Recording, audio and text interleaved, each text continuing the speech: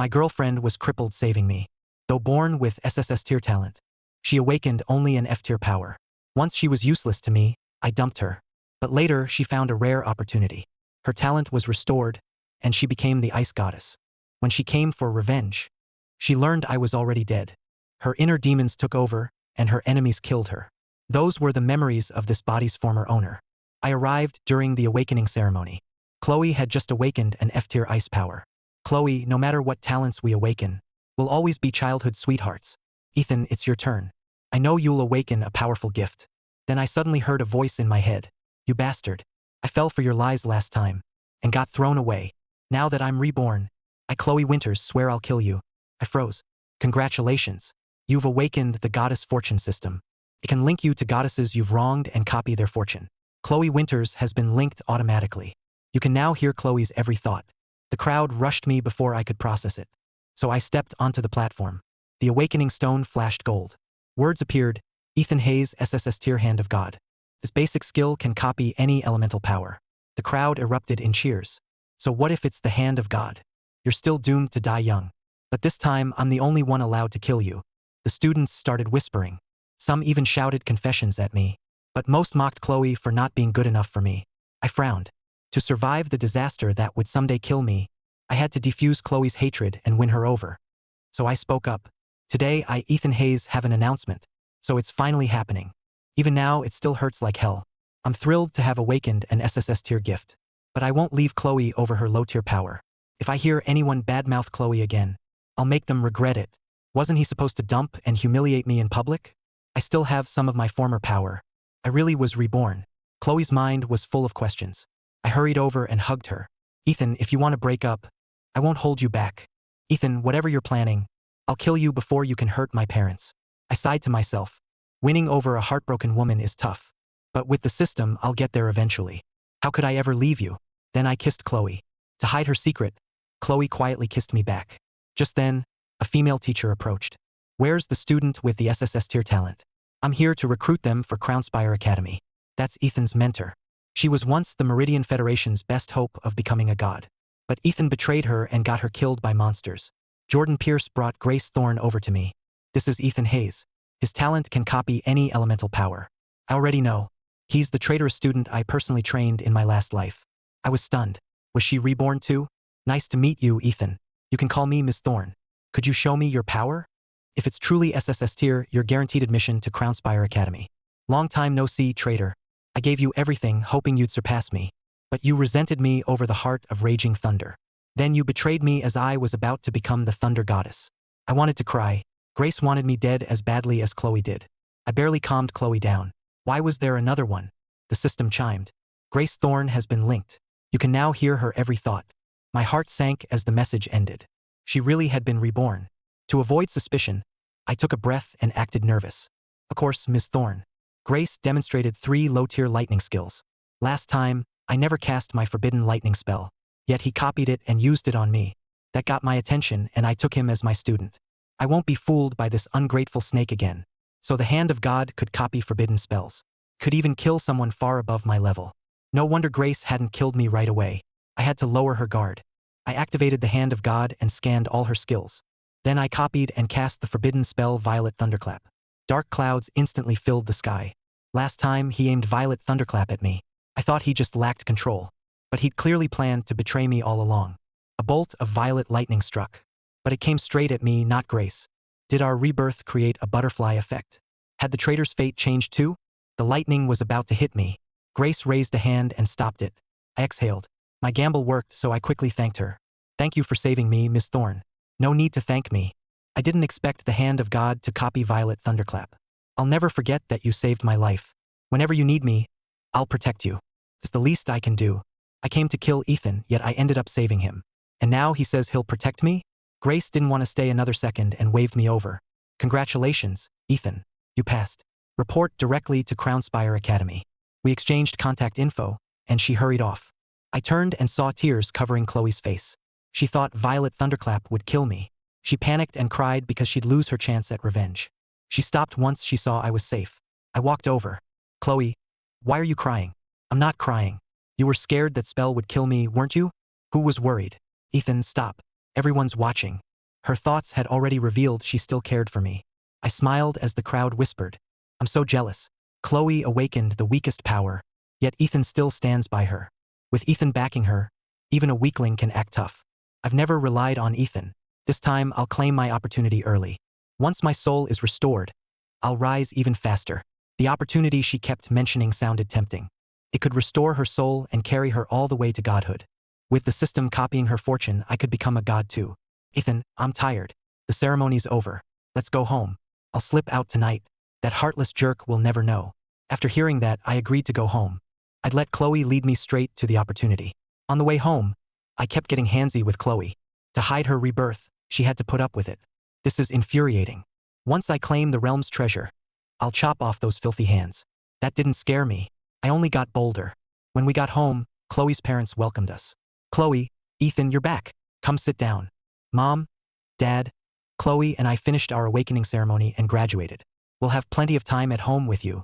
"Ethan, they're my parents. Call them Mr. and Mrs. Winters." But her parents were delighted. "That's the first time Ethan's called us Mom and Dad. We love hearing it. I need to kill this heartless jerk soon." I sighed. Did she really want me dead that badly? She wasn't sneaking off to that realm alone. I told her parents what happened today, including my guaranteed admission to Crownspire Academy. They couldn't stop laughing. Chloe sat beside us, looking grim. Eventually, midnight came. Chloe quietly slipped out without hesitation. She had no idea I was following her. I wouldn't take what she needed to heal her soul. But everything else was fair game. At the Hidden Realms entrance, Chloe walked straight in.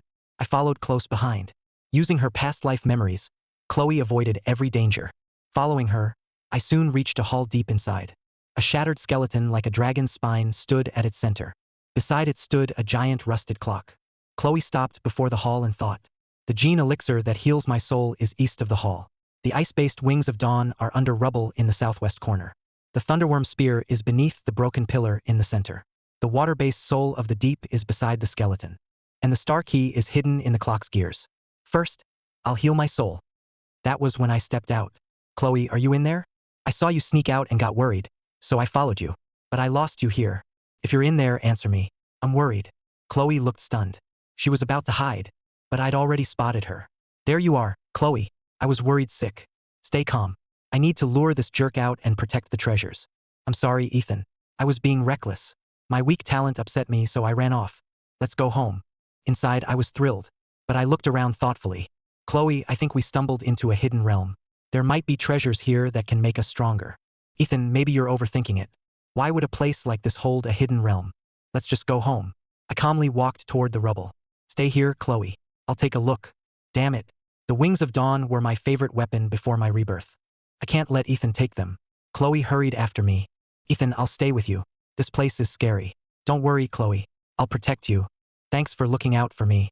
At the rubble, Chloe silently prayed. "Please don't move those rocks." She didn't know I'd heard everything. I slowly cleared the rubble. The wings of dawn appeared, radiating intense frost. I feigned surprise. "A treasure. This really is a hidden realm." I bonded with it. "They're called the Wings of Dawn." "Ethan, this treasure matches my ice power. Can I have it?" "Chloe, you're too weak right now. I'll give it to you once you're stronger. Until then, I'll keep it and use it to protect you." "That makes sense, Ethan." Chloe agreed, but inside, she was devastated. What followed crushed her even more. I kept pretending to find treasures by accident. I claimed the thunderworm spear and soul of the deep. Then I headed for the gene elixir. Damn it, is he taking the gene elixir too? Without it, how can I heal my soul? Chloe looked hopeless. I only have a newly awakened F-tier power. How could I possibly take it from him? I can find other treasures. But there's only one soul-healing gene elixir. Just then, I exclaimed. The writing says this boosts the soul, and can even repair a damaged one. Chloe, your soul was damaged saving me. This can heal you. Drink it. Ethan, are you sure you're giving it to me? Don't you want to strengthen your own soul?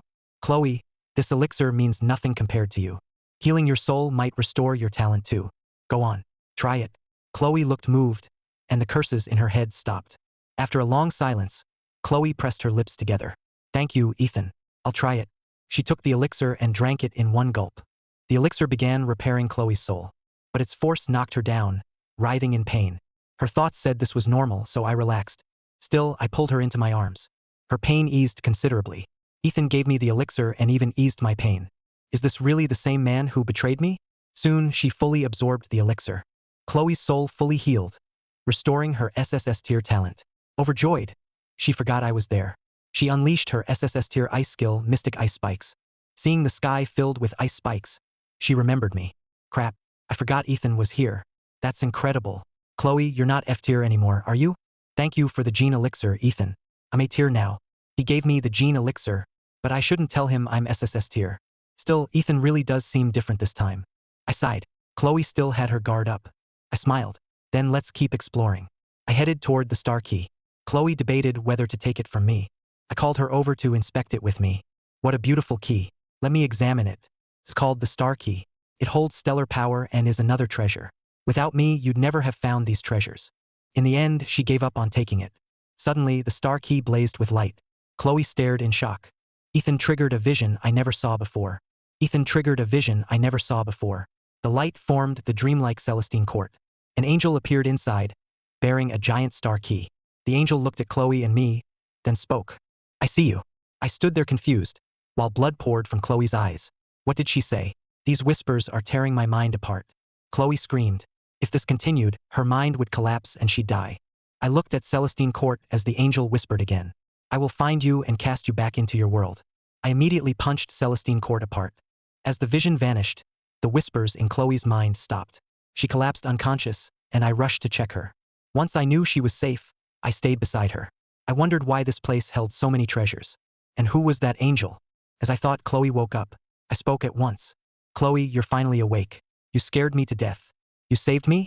I vividly told her how I'd shattered the vision and stayed by her side. Chloe gave me a conflicted look. Thank you, Ethan. He's completely different this time. He didn't humiliate me or keep the elixir. He hasn't hurt my parents, and he saved me when it mattered. Maybe I can trust Ethan one more time. I was thrilled. I finally won Chloe over. Ethan, the star key is powerful. Keep it safe. It'll be useful someday. But watch out for that angel. Let's go home. Pondered. The treasure's origins were still a mystery. Then I looked at Chloe. Chloe, let's look around for more treasures. I've been here before. There can't be anything else. But to hide my rebirth, I'd better follow him. A while later, I reached a pool of black water. Ethan, don't touch that pool. It looks dangerous. Last time, touching it nearly destroyed my soul. The gene elixir was the only thing that saved me. I examined the pool and spotted a stone tablet. I used the hand of God to copy Chloe's skills. I raised a glacial shield and blasted the tablet with mystic ice spikes. As Chloe watched in confusion, the tablet flew out. It was cracked and covered in writing. It said, Champions of the Helix, Iron Mind, and Soulforge Ascendancies fought here. The Star Key Angel of the Helix Ascendancy fought the other two alone. But they forced her to leave the Divine Star Key behind. The Soulforge champion fell, leaving only this Eidolon well. The rest of the inscription was missing. Even as a goddess, Chloe had never heard of the three Ascendancies. She learned about them only from the tablet. I quietly considered what it said. The Eidolon well, maybe taking a dip could transform me. I turned to Chloe. Stay here, Chloe. I'm going in. Before Chloe could react, I jumped into the Eidolon well. The black water instantly dissolved my body. At the sight, Chloe collapsed. Ethan's dead. Meanwhile, my soul entered a strange space. It was filled with energy perfectly attuned to my soul. As it nourished me, my soul evolved. The evolution soon ended, and I unlocked Psionic Spark. It uses soul power to attack an enemy's mind and soul. As I tested it, a voice shook my soul. After 10,000 years, a worthy soul has finally come. Are you the psionic remnant? Yes. Smart souls taste best. I sensed trouble as a spirit formed and lunged at me. Before I could dodge, it invaded my soul. What an exquisite soul. Without a body, you can't resist me. Once I consume you, I'll rise again. I fought back as my soul began forming a body. I focused my will, speeding up the process. As my soul became solid, my soul began absorbing the invader. My Eidolon well destroyed your body. How can you rebuild it? Have you reached the psionic path's supreme soul state? No. I completely devoured the spirit trying to possess me. Beside the well, Chloe was sobbing uncontrollably. This is my fault. I hid that the water devours souls. Please come back. I swear I'll never want you dead again. I just want you back. My spirit had returned, and I silently watched her. Devouring the psionic remnant unlocked psionic shift. It lets me freely switch between physical and spirit form. I took physical form and embraced Chloe. Chloe, I'm back. Ethan, is it really you? I told Chloe everything that happened in that strange space. Then I demonstrated psionic shift. Only then did Chloe believe I was alive. Thank God you're okay. Let's go home, Ethan. It's too dangerous here. I don't want to lose you again. I I completely won Chloe over. I couldn't worry her anymore, so I helped her home. A year passed, and I arrived at Crownspire Academy in Crown City. Chloe was beside me. With her soul healed, her SSS tier ice talent returned. Using her past life combat experience, she ranked first on the exam. Crownspire Academy recruited us both. From her thoughts, I learned she hadn't enrolled with me last time, so she knew little about Crownspire Academy or Grace. I sighed. I'd have to take things as they came. I took Chloe's hand and headed to check in. Suddenly, a wall of lightning rose at Crownspire Academy North Gate. It blocked every freshman, including us. The next moment, Grace stepped through it. "Freshman, stop. I'm overseeing this year's entrance test. Your test involves this lightning wall. Cross it on your own and you're in. Fail and you're expelled immediately." The freshmen erupted in protest. "Can anyone even cross that?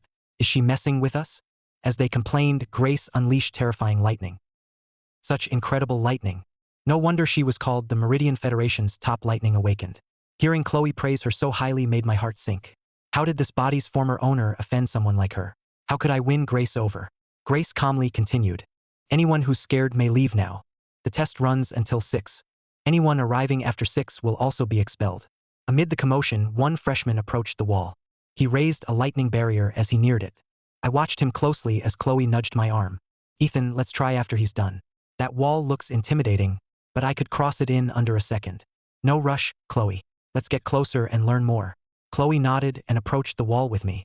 I really wanted to get close enough to hear Grace's thoughts, in case she tried to kill me during the test.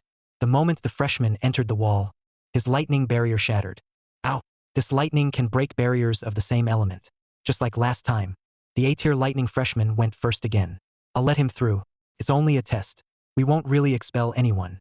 As he screamed, the wall opened and let him pass. Once the first freshman passed, the others grew eager to try. I kept watching from the side. Before long, over a dozen freshmen had passed. Each was let through right before blacking out. Chloe watched them with disdain. "Ethan, there's one other SSS tier freshman besides you. Sienna Ward, the eldest daughter of the Wards. But she still hasn't shown up. The Wards are one of Crown City's 4 awakened houses. Sienna even became the Windblade goddess last time. But Ethan got the head of her family killed." I cursed inside. The head of the Wards was Sienna's father. How much trouble had the former owner caused? Was Sienna reborn too? Just then, wind swept across the testing ground. A girl carrying a sword slowly approached. I frowned. She was causing this wind from that far away. She had to be Sienna.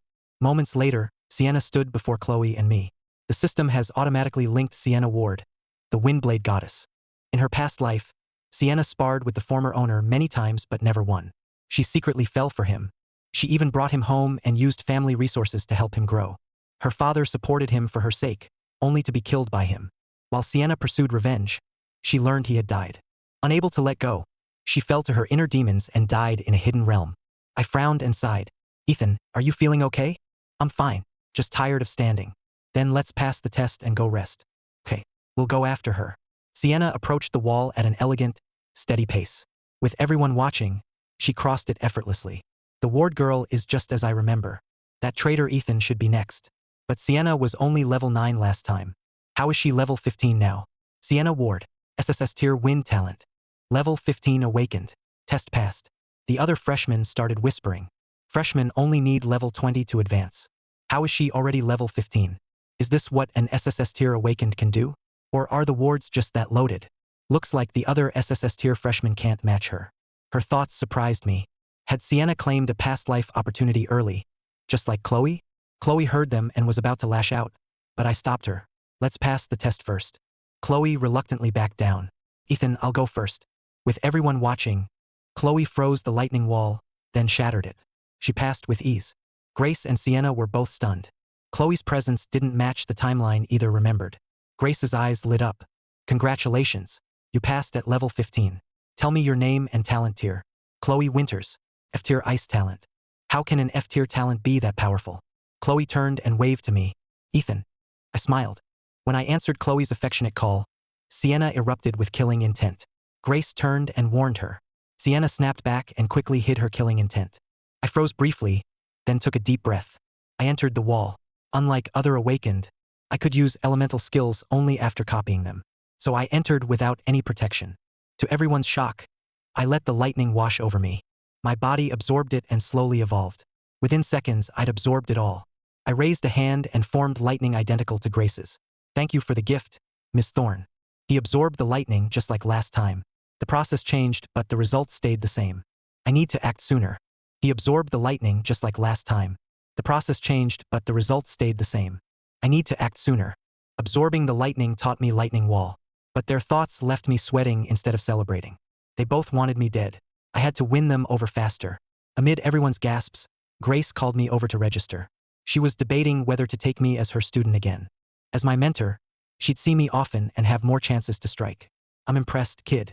Train under me from now on. I'll teach you everything I know. Will you betray me over the heart of raging thunder again? You guaranteed my admission and saved my life. I'd be honored to become your student.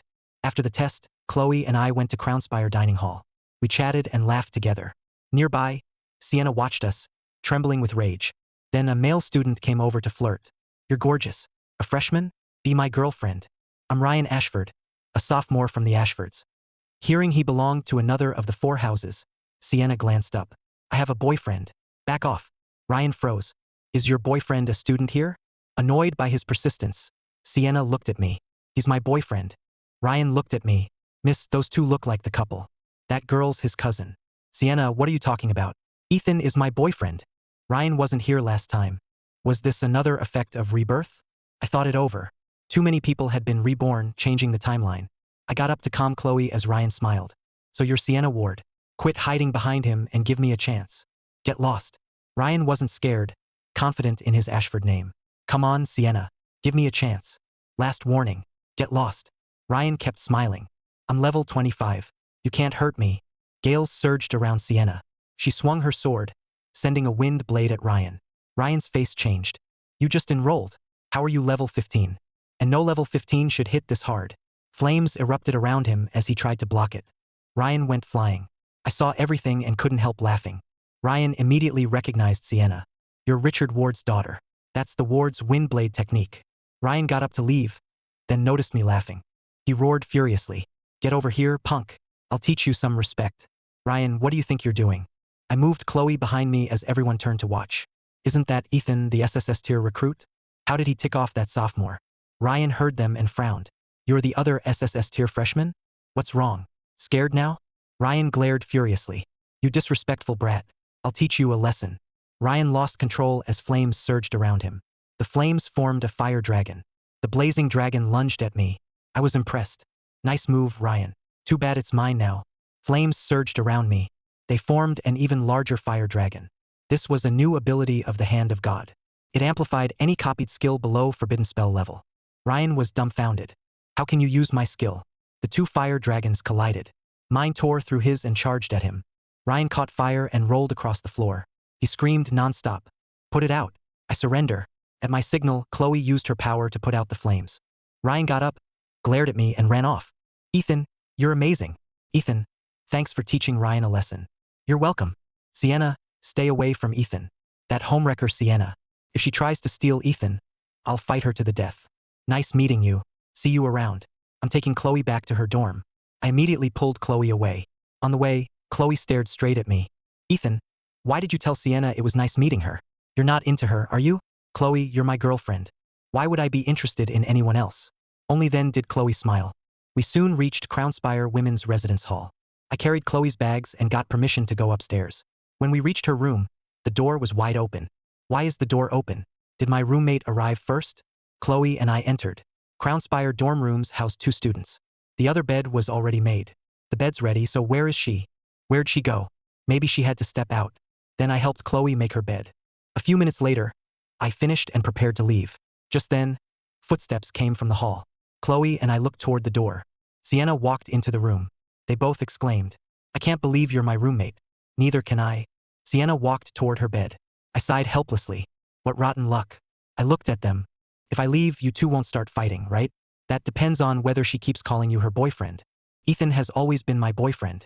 Chloe gritted her teeth and prepared to use her power. Sienna refused to back down. I took a deep breath and stopped them. Both of you, knock it off. You'll be roommates for 4 years. Don't fight over something this petty. I'm not that childish. If she doesn't attack, neither will I. Don't worry, Ethan. I won't fight her. I sighed and left. I soon followed the directions to my dorm. A skinny guy inside looked at me. You must be my roommate. Hey, I'm Mason Brooks. S-tier fire talent. I'm Ethan Hayes. Nice to meet you. Mason suddenly realized something and lit up. I know you. You're the freak who absorbed all that lightning during the test. I just saw the video of you crushing Ryan Ashford. That was insane. I listened while making my bed. Then Mason and I chatted about random stuff. Meanwhile, at the Ashford estate, Ryan was complaining to his cousin. A freshman did this to you? Knowing you, you started it. If that's all, quit bothering me. Ryan kept pleading. Come on, Victoria. I'm still in Ashford. Helping me would restore our family's reputation. Victoria waved him off. Fine. Tell me about him. Ryan immediately beamed. He told her everything about me. Victoria frowned. Show me what he looks like. Ryan played the video of his beating. The moment Victoria saw my face, her expression darkened. It's you. The man who violated me and evaded me my entire last life. In her past life, Victoria was revered as the Phoenix Fire goddess. She found a Phoenix Fire crystal in Emberglass realm. While she absorbed its power, the former owner assaulted her. She spent the rest of her life searching for him, but never found him. Her stalled training ultimately got her killed during the divine descent. After rebirth, Victoria devoted herself to getting stronger, just to survive the coming divine descent. Now my appearance awakened another inner demon. Phoenix flames erupted around Victoria. Ryan was terrified. Victoria, what's wrong? 6 months after leaving Emberglass realm, I heard Ethan had died horribly on the Ashfall frontier. That haunted me ever since. Now I've found him. I must kill Ethan and purge this inner demon. That night, Mason and I walked outside Crownspire dining hall after dinner. Victoria appeared and blocked my path. Ethan, come with me. I need to speak with you alone. Mason looked envious. Ethan, I think she's here to confess her feelings. Don't be ridiculous. I don't know her. You can say it here. Not here. Mason grinned. Take your time, Ethan. I'm out. All right then. You violated me last time. This time I'll cut you to pieces. Victoria Ashford has been linked automatically. The former owner's history with her flooded my mind. I froze as my mind raced. I couldn't go with her. She'd kill me. I suddenly clutched my stomach and groaned. My stomach suddenly hurts. I must have eaten something bad. The dining hall uses carefully selected ingredients. How could they upset your stomach? I broke into a cold sweat. She wasn't easy to fool. I kept pretending I was about to have diarrhea. Maybe I haven't adjusted to the food here. Let's do this another time. I need the bathroom. He really does look sick. There are too many witnesses here. I'll have to try again later. The next day, Grace texted me to report for class. I followed her instructions to Stormcourt Training Hall. Grace stood there alone, and my heart jumped. Was this a trap to kill me? I approached Grace, trembling. Why do you look so scared of me? Did this traitor discover I was reborn? I'm just nervous because we're alone. Where are the others? I don't take just anyone as my student. You're the first student I've taken in years. I never imagined the only student I gave everything to would ultimately betray and kill me. I'm honored. What's our first lesson, Miss Thorne? Grace gave a faint smile. She raised her right hand and snapped. A massive bear made of lightning appeared beside her. This is a level 15 Thunder Rage Bear. Your task is to defeat it in combat. Its defense is exceptional, and a few hits will take you down. Just like last time, he's facing a Thunder Rage Bear at his level. But at level 15, it has one more skill than at level 9. Can Ethan still beat it? I thought it over. That extra skill must be the key to its power spike. Grace flashed outside the arena and called out, "Don't disappoint me, kid." The Thunder Rage Bear swung a massive claw at me. I quickly backed away and activated the Hand of God. I instantly scanned its skills. It had 4 lightning skills. Rage Bear Claw and Thunder Stomp were attacks. Thunder Rage triggered a berserk state, while Raging Thunder Armor boosted defense. Training had taught me how the Hand of God worked. Could copy up to 3 skills. Each copied skill was stored in one of 3 fingers on my right hand. Once all 3 were used, the Hand of God entered cooldown. After reaching level 15 over the past 2 months, I discovered the copy limit hadn't increased, but the cooldown fell from 3 days to 12 hours. Could also amplify any skill below Forbidden Spell tier. I considered my options. I passed on Raging Thunder Armor and copied the other 3. The Thunder Rage Bear lunged at me again. I sidestepped and immediately activated Thunder Rage.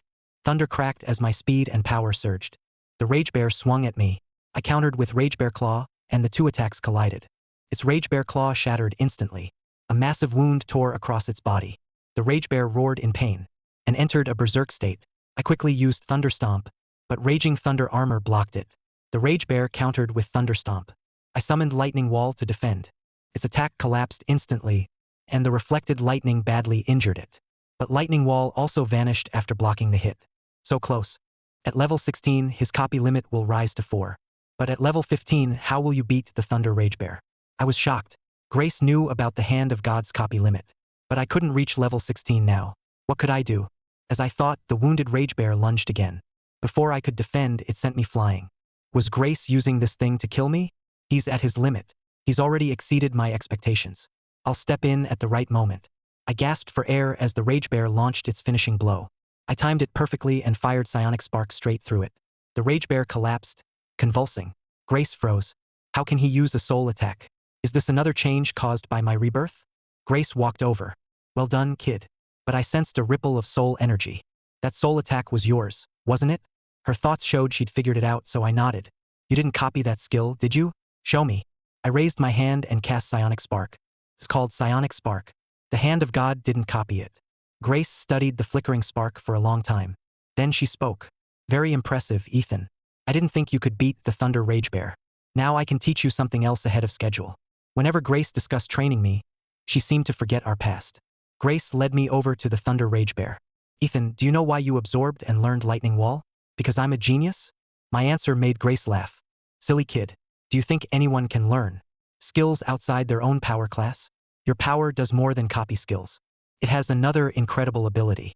My eyes lit up. Please enlighten me, Miss Thorne. Grace smiled. It's called Plunder. You can freely use any skill you plunder, and its power scales with your level. My eyes widened with excitement. Does that mean if my level gets high enough, even low-tier skills could reach forbidden spell power? Grace really understood my talent better than anyone. How did you figure this out, Miss Thorne? Before Ethan, the Hand of God had never appeared. There were no records of it. I stayed by your side and helped develop it, uncovering its secrets one by one. Remembering that, Grace smiled and explained. I have a sharp eye for training. I figured it out by watching you use the Hand of God. I see. You really are an expert. Now that you know about Plunder, try plundering 2 of the Thunder Rage Bear's skills. Why not all 4? He's still as greedy as before. No wonder his greed eventually got me killed. She rolled her eyes at me. Based on my analysis, your Plunder ability can currently hold only 4 skills. With Lightning Wall and Psionic Spark, you have only 2 slots left. I thought it over. It seemed I'd triggered Plunder by accident before, and gained those skills. With Psionic Shift included, I had only 1 slot left. Seeing me think, Grace offered advice. You already have plenty of attack skills. Choose Thunder Rage and Raging Thunder Armor. After some thought, I decided. I used Plunder and learned Raging Thunder Armor. Then I activated it. Feeling its powerful defense, I smiled. Now plunder Thunder Rage. I hesitated without answering. Don't you trust my plan? I do. I'll try it now. I smiled bitterly inside. When it failed, I'd have to admit I also knew Psionic Shift. I activated Plunder and successfully learned Thunder Rage. I was stunned. Grace's old theory couldn't be wrong. So why had it worked? I tried again and successfully learned Thunder Stomp. My heart raced. Did Plunder have no limit? I tried once more, but the result left me dumbfounded. This time, Plunder failed. What was going on? Grace stared in shock. Why doesn't this match my previous theory? Grace suddenly realized something and tapped me. Now that you've unlocked Plunder, you can view its skill list. Check which skills are listed. Following her instructions, I checked. Lightning Wall, Raging Thunder Armor, Thunder Rage, and Thunder Stomp.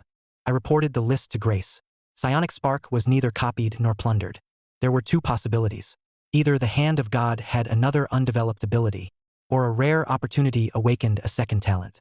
After thinking, Grace said, Tell me exactly how you learned Psionic Spark. I told her everything that happened in the Eidolon Well. Show me Psionic Shift. I demonstrated Psionic Shift. Grace thought for a moment, then spoke seriously. Starting tomorrow, we're adding soul power training. You've likely awakened a soul-based talent. A few days later, Chloe and I went to eat after training. Sienna walked over. Ethan, after lunch, spar with me at Galecrest Arena. Sienna, why do you keep chasing my boyfriend? Because Ethan is my boyfriend. I quickly stepped between them. Ignore her, Chloe. You 2 can't fight here. Then I whispered to Chloe, it's just a spar. I'll knock her teeth out. Imagining Sienna's defeat, Chloe brightened. Fine, you can spar. But pull your punches. No killing. After lunch, the 3 of us went to Galecrest Arena. We quickly drew everyone's attention. Those 2 look familiar. Are they Ethan and Sienna? 2 SSS tiers are sparring? This will be good. Galecrest Arena was soon packed. Ethan claimed an opportunity meant for a reborn goddess like me. Sienna can't possibly beat him. Hearing that, I sighed to myself. Sienna was a genuine reincarnator too. She must already have the power she held at this stage.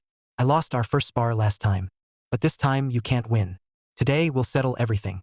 I inhaled sharply. Sienna planned to kill me. Wind began rising around us. Sienna had opened her unique wind domain. I braced myself, then felt a sudden chill. I'd used every copied skill in combat class. The hand of God was still on cooldown. Sienna thrust her sword at me. The wind blade trapped me in raging gusts. I used psionic shift and escaped instantly. What skill is that? Ethan never used it before. She kept attacking. I kept dodging with psionic shift. After several exchanges, Sienna began tiring. Looks like you can't touch me. Why don't we end the spar here? Who says I can't touch you? Without my past life knowledge, I'd have no counter. But I can tell it's a soul-based skill. Hearing she'd found a counter, my pupils tightened. Gales gathered around Sienna. Wind Soul Seal. I instinctively tried to retreat, but my spirit form was slowly becoming solid. Sienna attacked again with her wind blade. As the blade neared me, Sienna panicked and closed her eyes. It's over. I'm sorry, Ethan. For my parents, I have to kill you here. Suddenly, a powerful bolt of lightning struck from above. Sienna was blasted backward.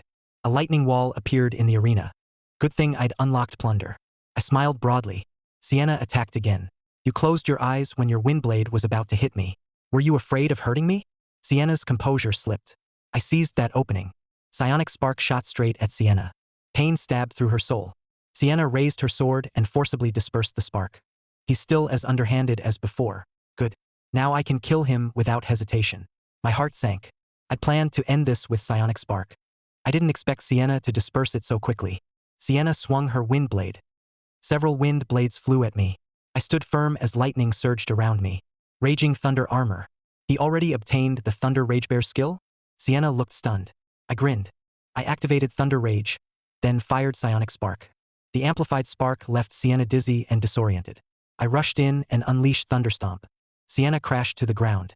Her consciousness began fading. I was reborn, yet I still lost to him. I can't accept this. Before Sienna blacked out, I stepped forward and caught her. Chloe, come with me to the infirmary. Okay, Ethan. We soon reached Crownspire Infirmary.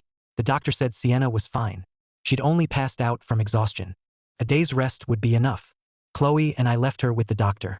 Then a familiar scream came from another treatment room. A doctor was treating Ryan's injuries. Victoria stood nearby, frowning. Start trouble again and I'll smack you. You're always dragging the Ashford name through the mud. Ryan gave an awkward smile. Don't be mad, Victoria. Alice challenged me this time. Ethan, that woman is Ryan's cousin. Will she come after you for beating him? Afraid Victoria might spot me, I grabbed Chloe and hurried away. The video of my fight with Sienna had spread across campus. Alice was watching it in her room.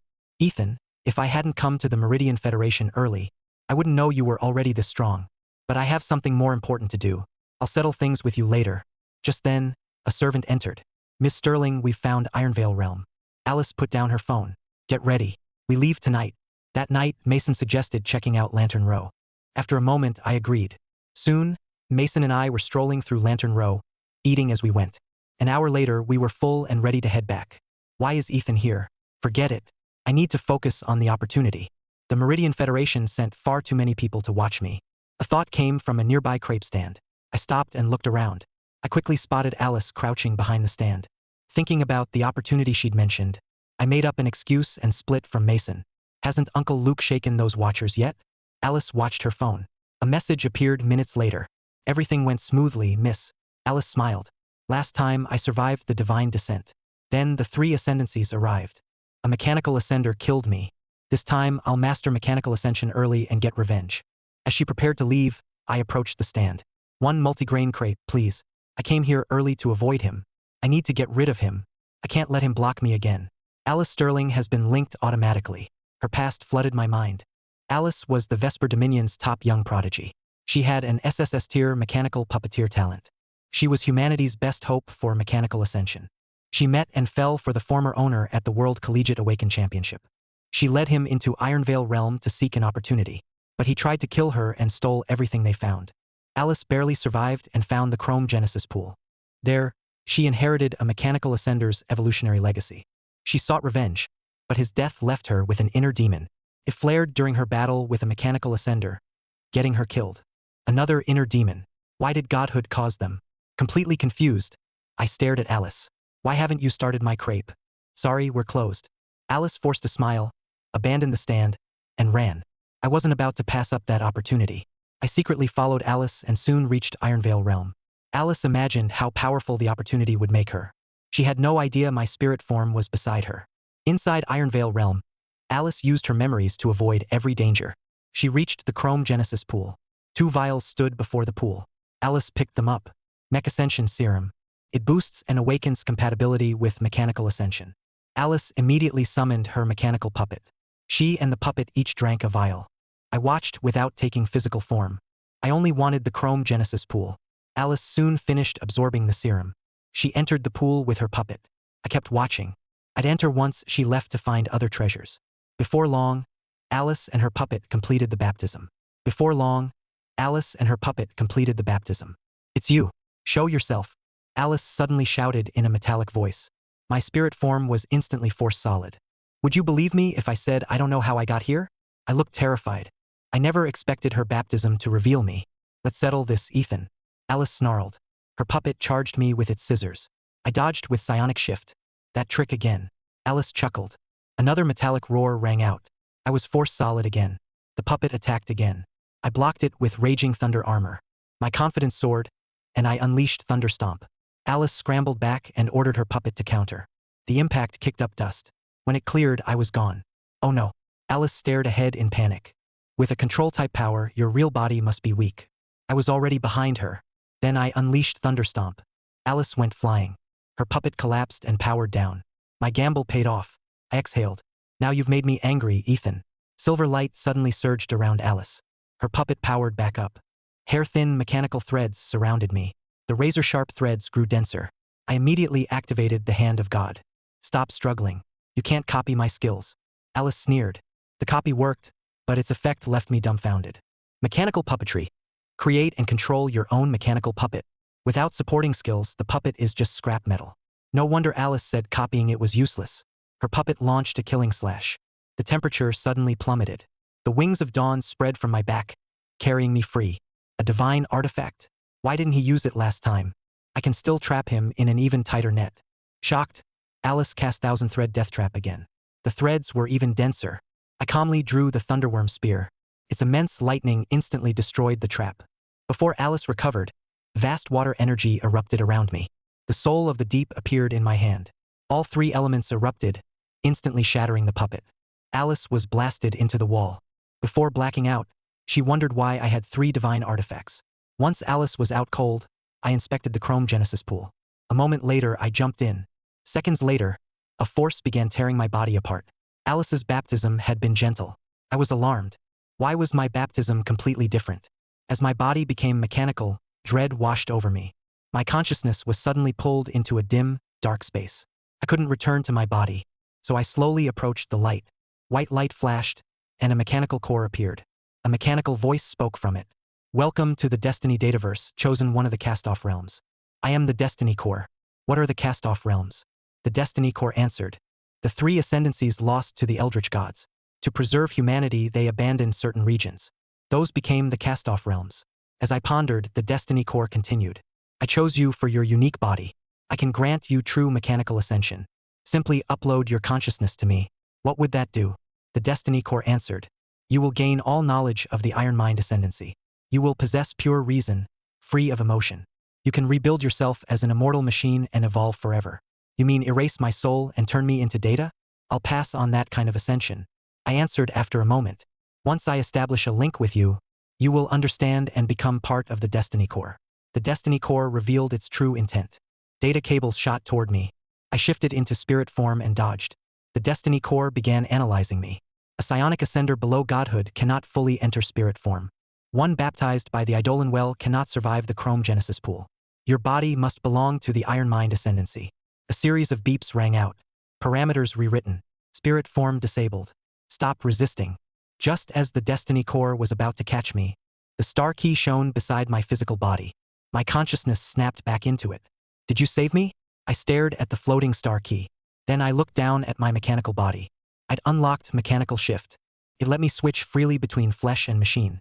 Alice woke up. I slowly approached her with a smile. How do you know me? I'm visiting Crownspire Academy from the Vesper Dominion. I saw your fight with Sienna online, so I knew your name. Alice immediately grew flustered. Then why pretend not to know me at the crepe stand? Because you wanted to sneak into this realm alone? He suspected me back at the stand. I need to trick him into leaving, then take the remaining artifacts. Hearing her thoughts, I asked, "What's your name?" "Alice." Alice gave me her name. "You seem to know Ironvale realm well. Show me around and help me find its treasures. I'll protect you and we'll split everything 50-50. From what I've learned, this realm only has the pool and those 2 serums. I plan to leave after the baptism. Then head back. I'll keep looking." I picked a random direction and walked off. There aren't any treasures that way. That path only loops back here. Once he leaves, I'll take the other path and claim every artifact. Then I'll get my revenge. Alice sneered inwardly. Hearing that, I immediately took the other path. Alice froze. She quickly got up and followed me. "That way is dangerous. Don't go." "Good. Dangerous places are where treasures hide." I laughed. As I drew closer to the treasures, "I'm too weak. I can't take them and he may kill me again. Maybe I should leave." Suddenly, crushing gravity slammed down on me. I quickly retreated and asked the hesitant Alice, "Do you know anything about that area? This is where he badly injured me last time. This is where he badly injured me last time. Then he threw me into the gravity field as a scout." Alice snapped back, terrified. "I don't know anything. Forget the treasures. Don't throw me in. I'll leave now." Alice tried to run, but I stopped her. Then I decided to tease her. "That glowing device seems to control the gravity. Go in and turn it off. It's over. This life will end the same way." Alice nearly fainted. I smiled at her terrified face and approached the device myself. My mechanical body greatly reduced the gravity's effect. I soon reached the device and examined it. I hit the switch and the gravity vanished. I bonded with the gravity device and stored it away. Alice was still staring at me in shock. "He didn't use me as a scout. Why are you standing there? Come split the treasures." I waved her over. "He's offering to split them? This must be a trap." Alice looked even more confused. Still, she eventually came over. "You found this realm. I took the gravity device, so you pick next. I lost our fight. I have no right to claim anything." Alice was visibly afraid. She remembered how I'd tormented her in her past life. "Just pick one and quit yapping." I pretended to be angry. I'll pick. Alice covered her head, trembling. Her eyes landed on a whip. Only Crimson Blaze and the Godlash remain. The Godlash could counter his soul powers, but taking it may make him think I want him dead. What if he shows his true colors and tortures me again? While she hesitated, I tapped her. "You've been staring at that whip. You want it, right?" "Not at all. I want the gauntlets." Thinking it was a test, Alice answered immediately. "Take it if you want it. Let's see what it does." I picked up the Godlash and handed it to her. It's called the Godlash. It strikes the soul directly. The Iron Mind Ascendancy designed it to fight psionic ascenders. Alice held the whip and watched me, afraid I'd attack. "The last treasure is harder to split." Surprised, Alice told the truth. "I studied Crimson Blaze. The Godlash is enough for me.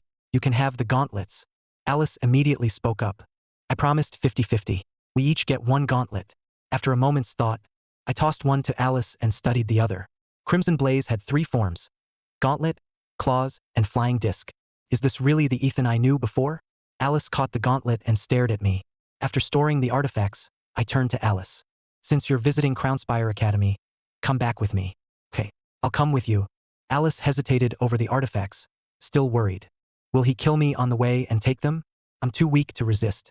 I'm at his mercy." I silently led her back. Back at school, Alice was stunned. "He didn't hurt me. He really is different now." I waved to Alice. "We're safely back, so this is goodbye for now. You're really letting me keep both artifacts?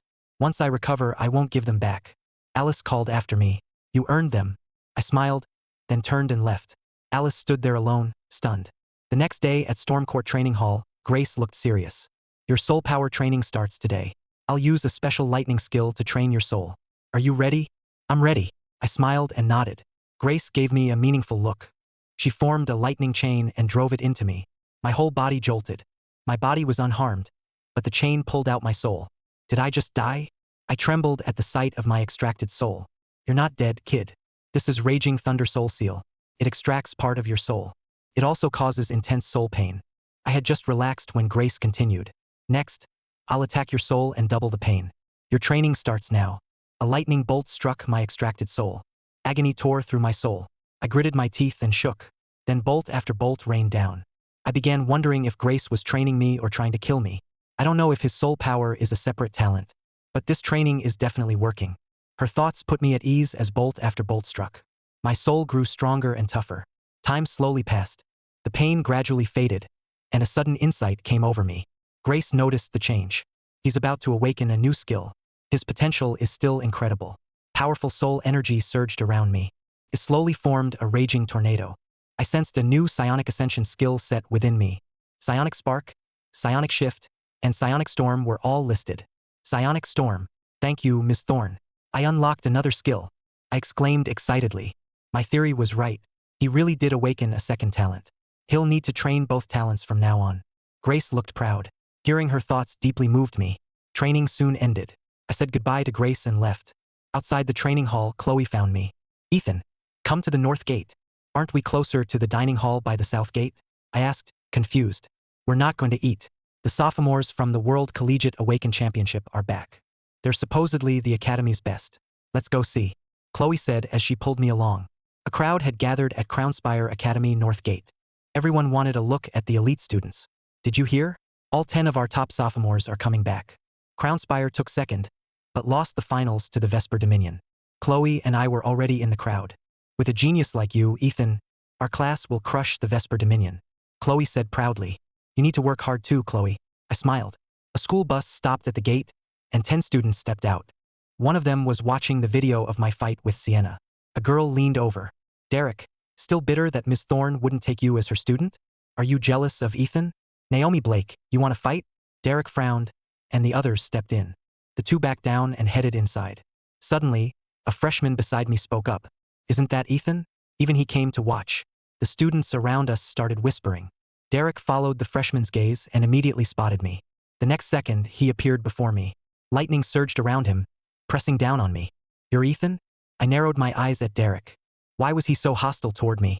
Surely the former owner hadn't wronged him too. Chloe frowned at the sight. She instantly unleashed her glacial domain. The lightning around Derek weakened under its pressure. If you want to bully Ethan, you'll have to go through me. Derek's face darkened as he felt himself being suppressed. The surrounding students began whispering. Their whispers revealed who he was. Chloe, lower your domain. I patted Chloe, signaling her to stand down. What can I do for you, Derek? I saw the video and heard you're the strongest freshman, so I thought we'd have a quick spar. I have an SSS tier dual yin-yang lightning talent, yet Grace rejected me. What makes you worthy? I'll crush you and humiliate both you and Grace. Derek thought viciously. I knew Derek wasn't telling the truth. So you want to spar, Derek? I'd be honored. Inside, I planned payback for that lightning pressure. The other 9 sophomores walked over. Derek, you're level 27. Fighting a level 15 freshman is pretty shameless. He agreed to the spar. I'll hold back and teach him a few things. Derek sneered. Ethan, are you sure about this? He's the 10th ranked sophomore awakened. Adrian Cole stepped forward and warned me. Yes, I'm sure. The others said nothing more. We then went to Galecrest Arena. I spotted Sienna waving at me nearby. Just like last time, Ethan accepted a spar with the jealous Derek. Derek crushed him last time. I wonder how it'll end now. Her thoughts reached me. What did Derek have to envy?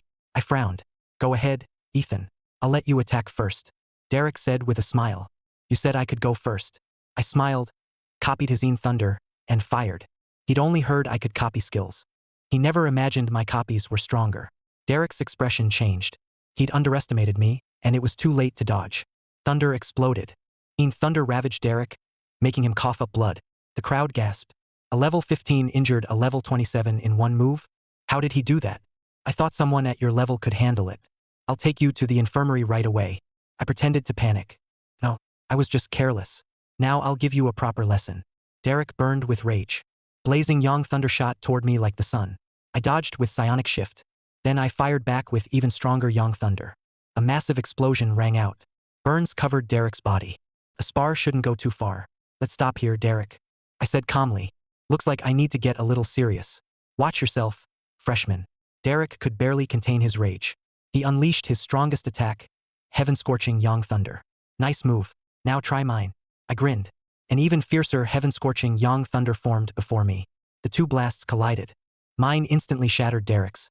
Then it raced toward him. Heaven-scorching Yang Thunder struck. Derek stood swaying in shredded clothes. Before blacking out, he saw me walk past. Great talent, terrible character. You'll never amount to much. What a waste of talent. After saying that, I suddenly stopped. I think I've reached the threshold of level 16. Grace arrived at the arena.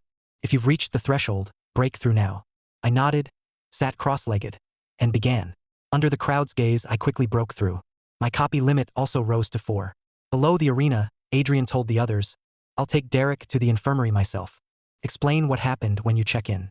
Congratulations on reaching level 16. Ethan." Chloe excitedly ran over. Before I could speak, Grace approached. "Ethan, come with me to Stormcourt Training Hall. We need to discuss the hand of God in private. You can cuddle with your girlfriend afterward." "I'm coming too. I'll wait outside for Ethan," Chloe said. The three of us left Galecrest Arena. At Stormcourt Training Hall, Grace sealed the entire area with lightning. It ensured no one could eavesdrop. "Did your abilities change after reaching level 16? I pretended to examine myself. Then I looked delighted. "Ms. Thorne, I think I can copy 4 skills now. I noticed something back at the arena. That's why I brought you here to check," Grace said proudly. Then Grace turned serious.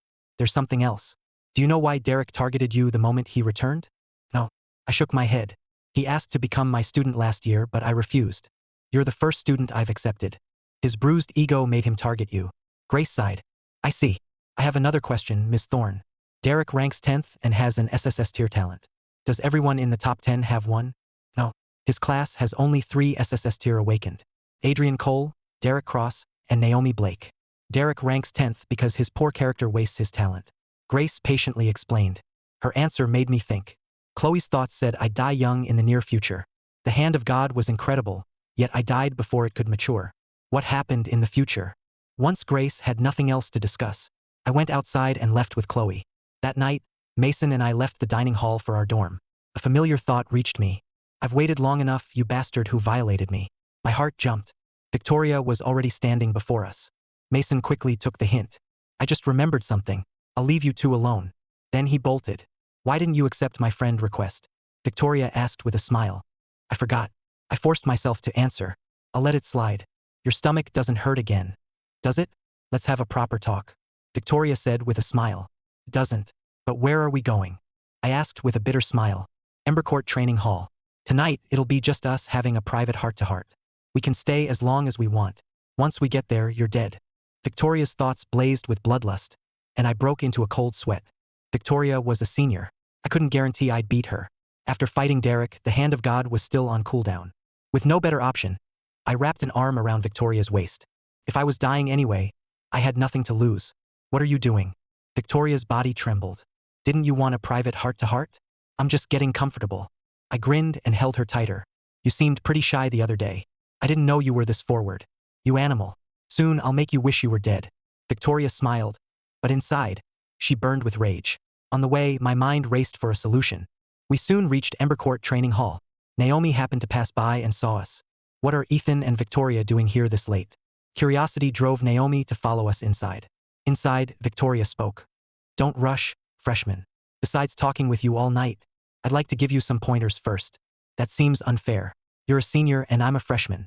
Even if you hold back, I could be badly hurt." Flames surged around Victoria. "Don't worry, I'll take very good care of you." Victoria opened with a full-power phoenix flame. Overwhelming pressure crashed into me. I immediately activated the hand of God. I cast the same skill with greater power. Copying my skill will only make me stronger. My heart sank. Victoria began absorbing my phoenix flame. With a phoenix cry, the 2 fireballs merged. Then they hurtled toward me. I shifted into spirit form and dodged. "That phasing skill is interesting. But you won't dodge my next move." She prepared another killing blow. Then an excited voice rang out. "Hey, Victoria. Ethan. I passed by and wondered what you were doing here so late." So Victoria's helping Ethan train. Naomi walked in. "Damn it. Why is someone here?" Victoria immediately canceled her attack. I quickly backed away and ran to Naomi. "Naomi. She nearly killed me. You be the judge." Naomi smiled. "Don't be silly. Victoria trains us all the time. She always knows when to stop. She'd never really hurt you." "Sorry I scared you. I truly wouldn't hurt you. I'll stop tonight, but this isn't over." Victoria raged inwardly, while I breathed a sigh of relief. Naomi looked at me. "You look terrified. I'll walk you back to your dorm." I quickly nodded. Victoria gave up and left. The next day at Stormcourt Training Hall, Grace and I trained as usual. After thinking all night, I found a way to handle Victoria. I'd copy Grace's forbidden spell for protection. Even Victoria couldn't withstand a top-tier spell. With that settled, I focused on training. After a full morning, training ended. Grace was pleased with the results. At this rate, he'll reach level 17 soon. The Hand of God's cooldown will drop to 6 hours. He could reach level 20 by the end of the semester. He could reach level 20 by the end of the semester. Then his copy limit will rise to 5. Her thoughts revealed how my talent would develop. I grew even more excited for future training. Then I used the hand of God to copy Violet Thunderclap. But Grace suddenly shouted, "You brat, did you just copy my forbidden spell?" "No," I answered guiltily. Grace frowned. "Does he think I don't know how the hand of God copies skills? That's exactly how he copied my skill last time, and used it when my guard was down." Hearing that, I gave an awkward smile. "Miss Thorne, I did copy Violet Thunderclap. Violet Thunderclap is extremely destructive. Why did you copy it?" "To keep Grace from thinking I'd target her," I quickly explained. "Do you remember Ryan Ashford? After I hurt him, his cousin Victoria came after me twice. She nearly killed me yesterday. So I copied your forbidden spell to protect myself. Having a forbidden spell for protection isn't a bad idea. But if you use it for evil, I won't go easy on you." Grace looked conflicted, but her killing intent vanished. I nodded. "Don't worry. If I misuse it, you can punish me however you want." After returning to my dorm, I got a message from Chloe. "Sorry, Ethan. My class is running late, so I can't have lunch with you." As I prepared to reply, Victoria messaged me. "Sorry I scared you last night. Let me buy you lunch off campus to make it up to you. I'm outside your dorm." Alarmed, I quickly messaged Mason. "If you see that senior from yesterday, tell her I'm out." Then I messaged Chloe. "No problem. I've already eaten. I'm busy tonight too." Mason soon returned, and I asked what happened. "I told her you weren't here, just like you asked." I let out a long breath. Then I spent the entire day resting in my dorm. The next day, I returned to Stormcourt Training Hall as usual. After a day of rest, I felt fully refreshed. I also noticed my stamina limit had risen dramatically. Grace smiled when she saw me. Yesterday's training worked. The intense training greatly boosted his stamina. Impressed, I asked, "When does today's training start, Miss Thorne?" "Today's lesson is live combat." Grace replied. I followed up, "Am I fighting another Thunder Rage Bear? This time, you're fighting a person." Grace shook her head. I instinctively backed up. "Not you, right?" Grace laughed. "Not me. You'll see." Minutes later, over a dozen freshmen entered, including Chloe. "Chloe Winters is your opponent today. Don't underestimate her, but remember, it's only a spar." Grace told me, then gave Chloe a few instructions. Chloe soon stepped before me. "Be careful, Ethan." She immediately unleashed her glacial domain. The temperature across Stormcourt Training Hall plummeted. Her domain came from past life divine insight, not a skill. I couldn't copy it, but I was still sure I'd win. The next second, a mystic ice gate tore open above Chloe. A massive ice blade slowly emerged from it. My eyes narrowed. I'd never seen Chloe use this move. "Sorry, Ethan. I reached level 16. This is Frostblade, a divine domain skill from my past life." Chloe looked smug. I took a deep breath. Grace narrowed her eyes nearby. "That skill has already touched the divine domain. Rebirth has changed far too much." I immediately used the hand of God to copy Frostblade. Chloe chuckled, and her thoughts reached me. "Ethan, you can't copy divine domain skills. There's no shame in losing to the reborn ice goddess." Sure enough, the copy failed. It also used up one copy. I frowned, but I clearly saw its copy data. I refused to believe it and tried again. It failed again and cost me another copy. Frostblade kept closing in. I gritted my teeth. I couldn't use Violet Thunderclap. I had to copy it. Then I used my final copy. Frostblade can't be recalled once cast. "Ethan, dodge." Chloe was nearly in tears. Grace frowned. "Why is this kid still being so stubborn? I'll have to stop this." Suddenly, powerful psionic ascension energy erupted around me. As my desire to copy the skill grew, the energy around me grew stronger. It reminded me of what happened in the Eidolon Well. Before dying, the psionic remnant called this the supreme soul state. With enough conviction, this state could grant whatever I sought. I focused my will on copying Frostblade. Psionic light flared. I successfully copied Frostblade. A mystic ice gate tore open above me. An identical ice blade shot out. He copied a divine domain skill. He broke the hand of God's former limit. Grace froze. I smiled and stared ahead. The two Frostblades collided. A freezing storm swept through Stormcourt Training Hall. Grace raised a barrier to protect the other students. I shifted into spirit form and silently appeared behind Chloe. I instantly fired Psionic Spark. At the same moment, an ice lotus bloomed around her. It blocked the spark and forced me out of spirit form. "I lured you into a trap, Ethan." Chloe laughed. The ice lotus became countless petals and flew at me. Before I could dodge, the petals surrounded me. Chloe looked certain she'd won. I blocked the petals with raging thunder armor. I smiled at Chloe. "Chloe, this might hurt. Brace yourself." Then I unleashed Thunderstomp. Chloe grew dizzy and fell backward. I rushed forward and caught her. "You're still stronger, Ethan." The fight ended, and the crowd erupted in cheers. Grace came over to examine Chloe. Fortunately, she was only exhausted. Chloe insisted she was fine and wanted lunch with me. With no choice, I took her to Lantern Row. Chloe bought plenty of food along the way. We ate, walked, and laughed together. By noon, we were ready to head back. Suddenly, a man in black approached us. A dangerous presence washed over us. Only monsters from the Blightlands have this aura. Why is it near the academy? Chloe was alarmed. Hearing her thoughts, I frowned. Stop right there. You've been warned. The man grinned as black mist leaked from his mouth. Crownspire student, you have two choices. Join us or die. His monstrous aura erupted. I immediately activated Raging Thunder Armor. An SSS tier aura. Another feast. The man let out an eerie laugh. Then he sent a hideous ghost face lunging at me. Chloe's expression darkened. Damn it, I haven't recovered enough to use my skills. I braced behind Raging Thunder Armor as Chloe shouted. Watch out. Ethan, it'll corrupt your armor. The monster's aura caused no immediate damage, but began seeping into my armor. Alarmed, I quickly dismissed it. I shifted into spirit form to dodge. The man grew even more excited and lunged at my spirit. Blightlands monsters can all attack the soul. Psionic shift won't work against him. Chloe quickly warned me, but the ghost face had already struck me. Chloe went pale with fear. Suddenly, psionic ascension light erupted around me. The man recoiled in terror. My confidence soared, and I fired psionic spark. It exploded with unusual power upon hitting the ghost face. Was psionic ascension a natural counter to spirit monsters? Stunned, I fired another psionic spark. The ghost face was soon burned to ash. The man turned and fled. You're next. I grinned and unleashed psionic storm. The storm surged toward him with immense soul energy. His pull slowly dragged him inside. No, it took me so long to find this body. He cried out in despair, then crumbled to ash. Psionic ascension really was a monster's weakness. I watched excitedly as Chloe rushed over. Ethan, are you okay? I'm fine. We need to report this to the academy. I replied. Chloe nodded and left with me. Meanwhile, inside a nearby building, another monster-tainted man watched us. He let out a roar. Several more tainted people appeared. That student will interfere with our operation. Kill him tonight. Do not alert the academy's high-level awakened. Especially Grace Thorne. Back at school, Chloe and I immediately found Grace. We told her everything that happened. It seems you didn't kill the actual monster. You only killed its human host. Grace looked grave, then fell into thought. Last time, that traitor killed me next year. There was no monster incursion before then.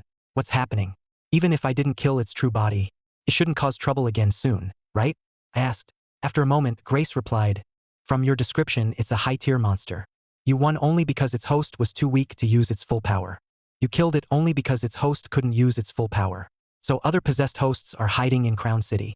I inhaled sharply. Grace frowned. Killing that host must have disrupted their plans. They've probably marked you as a target. Ms. Thorne, you have to protect me. I quickly begged Grace for help. She grinned. You'll draw them out. I'll protect you from the shadows. Once they appear, we'll wipe them all out. You'd better protect me, Ms. Thorne. I agreed nervously. Night soon fell. I wandered around campus wearing an earpiece.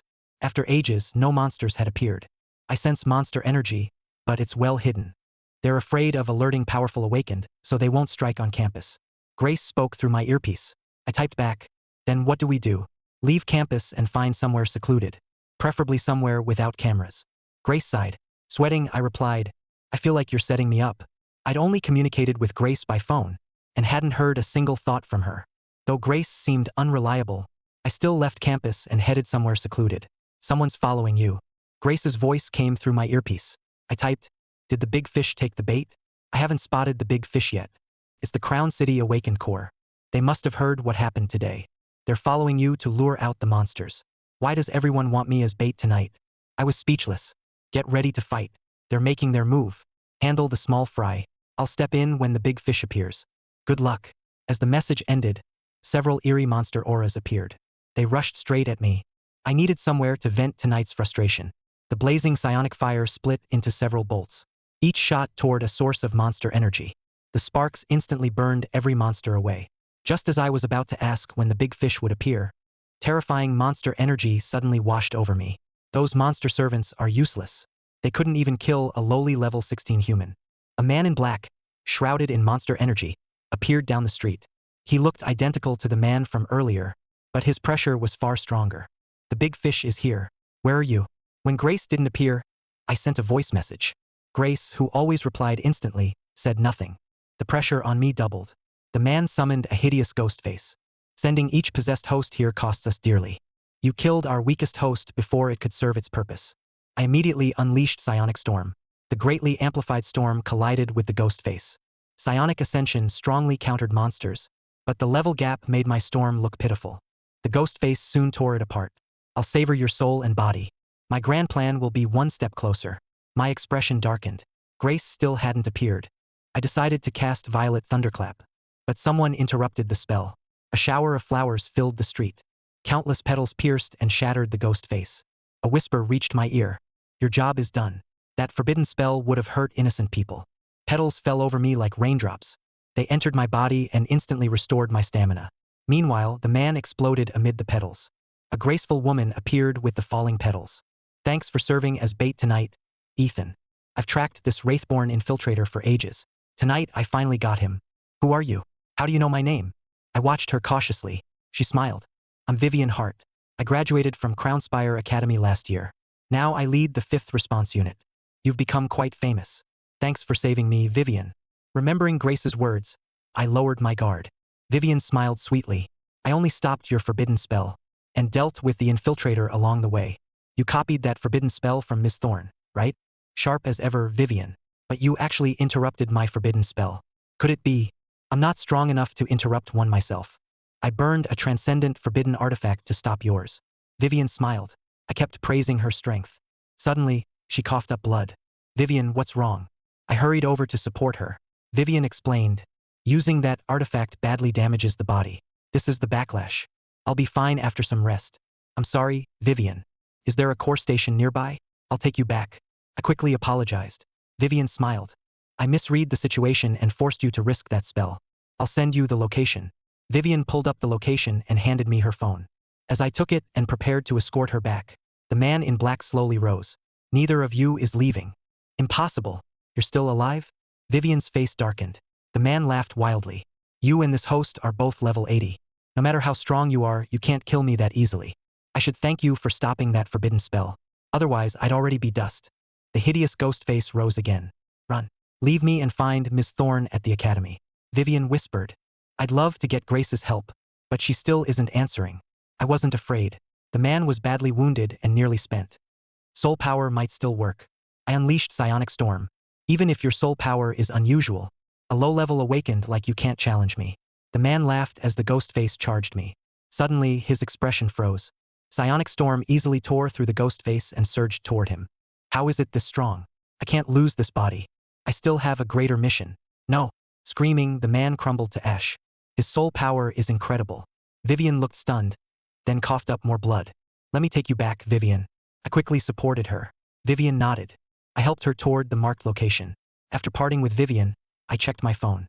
After hesitating, I messaged Grace. You said you'd wipe them out. Where were you? Grace immediately sent a voice reply. You brat, you're still alive, aren't you? I became convinced our past made Grace abandon me. Frustrated, I stopped replying, returned to my dorm, and slept. Meanwhile, on the other end, Grace stood at the entrance to a dark tunnel. Its gate had a biometric security system. After confirming I was safe, Grace had followed the monster energy here. Facial scan failed. Intruder detected. Grace unleashed destructive violet lightning and demolished the gate. I said I'd wipe you all out, and I meant it. The leading Wraithborn hosts watched the security feed. Why is it her? Even our true forms together couldn't beat her. These hosts have an important mission. Run. Grace gave the camera an icy glare. Lightning instantly destroyed every camera. Before the infiltrators could form a plan, the main hall doors exploded. A beam of violet lightning pierced them all. Grace entered the Wraith Cell hideout's final chamber and gathered intel. They're trying to enter the Black Vault beneath Crown City, but the Black Vault remained silent until my death last time. This must be another effect of rebirth. I need to prepare for the Black Vault to open. Then Grace turned and left. The next day, I showed up at Stormcourt Training Hall with dark circles under my eyes. Didn't sleep well, kid? Grace teased. No kidding. Try baiting monsters, then fighting them all yourself. I snapped. Grace frowned. Are you mad? I left because that monster was badly hurt and you could handle it. I wiped out their hideout myself, and he's still mad at me? Grace cursed inwardly. Hearing her thoughts, I froze. A moment later, Grace explained why she'd left. I pretended not to know, then smiled. I'm not mad, Miss Thorne. I just didn't sleep well. Enough small talk. Let's start today's training. Grace stared at me for a long moment, then spoke. Before I was ready, part of my soul was ripped out. Lightning rained down again. I gritted my teeth and endured it. As time passed, my soul energy gathered at one point. It seemed ready to break through something. Then insight struck. I immediately focused on it. My soul power kept converging. Grace watched me closely. The gathered energy slowly condensed, but held far more soul power than ever. I soon opened my eyes. Grace looked puzzled. So, kid, what new skill did you learn? It's called Soulbind. Can disrupt someone's mind. I answered honestly. Grace thought for a moment. Try it on me. I nodded and cast Soulbind. Psionic energy formed a glowing orb and burst. Grace's body jerked. What a powerful soul attack. Even a top-tier awakened like me could lose control. The light slowly faded from Grace's eyes. I stood there, staring into her vacant eyes. I poked her with a finger. Miss Thorne, can you hear me? Once I knew she was helpless. My mischievous side took over. I pulled out my phone, made her face look silly, and took a picture. A moment later, I looked at it and burst out laughing. Suddenly, a murderous voice sounded beside me. Are you done? Oh, you're awake, Miss Thorne. I laughed awkwardly. Grace frowned. That brat took advantage of me while my mind was exposed. I need to strengthen my soul and develop a counter. Otherwise, this could get dangerous. Grace snapped. I'll let it slide this time, brat. Since your soul power evolved again. Your old training is cancelled. I'm finally free from that hellish training. I lit up. Grace looked puzzled. What are you so happy about? The new program will be much tougher. Take your time planning it. I'll wait in my dorm. I froze, then turned to slip away. I already have one. You're taking a bath. Grace smiled and blocked me. I stared at her. What kind of bath? Grace grinned. A bath in the stormwell. Enjoy. We have all morning. She waved a hand, forming the stormwell from lightning. Before I could answer, she threw me in. The shock nearly knocked me out. I activated Raging Thunder armor, but it shattered within seconds. Each time it broke, I formed it again. To ease the pressure. Grace was pleased. Smart brat. He figured it out without a hint. Time ticked by. Raging Thunder armor began lasting much longer. The lightning baptism also greatly strengthened my body. Just as I adapted to the stormwell, Grace whispered, adapting fast. Huh? Let's turn it up. The next second, my soul was pulled out and plunged into the stormwell too. Miss Thorne, are you a demon? I screamed. Grace calmly stood nearby. This combines all three of your previous training methods. Good luck. My screams continued non-stop. Unable to take any more, I activated Thunder Rage. But extra speed and power did nothing. Psionic Shift was useless too. I cast Lightning Wall and it resisted the stormwell. It shattered seconds later, so I cast it again. Half an hour later, I was exhausted. Grace approached. That's enough. You can come out. I could feel major improvements throughout my body. So I wondered how to last a little longer. I'm staying in. Grace frowned. Is he upset because I threw him in without warning? I'm doing this to train you. You're at your limit. Stay longer and you'll get hurt. Then she shouted. Get out, brat. You'll really get hurt. I still didn't move. Grace prepared to dismiss the stormwell. Then my body glowed silver and slowly turned mechanical. His body just became far stronger. How did he do that? Grace stared in shock. Checking my body, I made an exciting discovery. My mechanical body could fully withstand the stormwell. But I'd barely trained my mechanical ascension power, so I couldn't maintain it for long. Soon, the lightning forced me back into flesh. I transformed again and repeated the process. Grace stopped interfering. Soon, I could no longer take mechanical form. The instant my flesh was exposed, Grace dismissed the stormwell. Today's training exceeded all expectations. But where did you learn that metal body skill? She asked after confirming I was unhurt. I learned it with Psionic Shift. I just hadn't used it before. I tried it and discovered the stormwell can train mechanical shift too. I replied. Grace wasn't fully convinced. I see. Go rest. Today's training was too intense. Today's training was too intense. I nodded and bolted. I spent the next 2 mornings training in the stormwell. I completely adapted to its baptism. That day, Grace told me, next, we'll begin stage 2 of the stormwell baptism. I had been happily soaking in the stormwell. Her words made my whole body jolt. There's a stage 2? Stage 2 adds lightning strikes and doubles the power of both the bolts and the stormwell. Grace grinned. As soon as she finished, she tossed me in. You'll pay for this. I cursed at her. Then I activated my mechanical body, Raging Thunder armor, and Lightning Wall. As my screams filled the hall, Grace rubbed her chin thoughtfully. He's adapting even faster. In a few days, we can begin stage 3, maybe even stage 4. When will this nightmare end? Hearing her thoughts, I wailed inside. The training ended amid my screams. That's all for today. You don't need to come for 3 days. Grace smiled. I froze. 3 days off. You've trained hard for weeks. Take 3 days off. Grace explained. I need to return to Stormwatch Hall and investigate the Black Vault Seal and the monster incursion in Crown City. We need to prepare. Grace sighed inwardly. I was confused. What's going on with the Black Vault Seal? I said excitedly, thanks for the break, Miss Thorne. I'll get plenty of rest. I left the hall and Chloe came over. Ethan, are you done training? Great news, Chloe. Miss Thorne gave me 3 days off. I said happily. Chloe grew excited too. Perfect. Frostbound realm near here is about to open. I can take Ethan with me this time. This Frostheart crystal can greatly boost my ice talent. I missed it last time while searching for a way to heal my soul. This time it'll be mine. After planning it out, Chloe said, then let's visit Silverkeep tomorrow. Sure. Having heard her thoughts, I agreed immediately. That night, Mason and I went to a restaurant. You should have told me you were leaving town. Dinner's on me. Mason thumped his chest. I smiled. It was a last-minute decision. My phone buzzed. Sienna had messaged me. Ethan, let's schedule another spar. I'm leaving town with Chloe for a few days.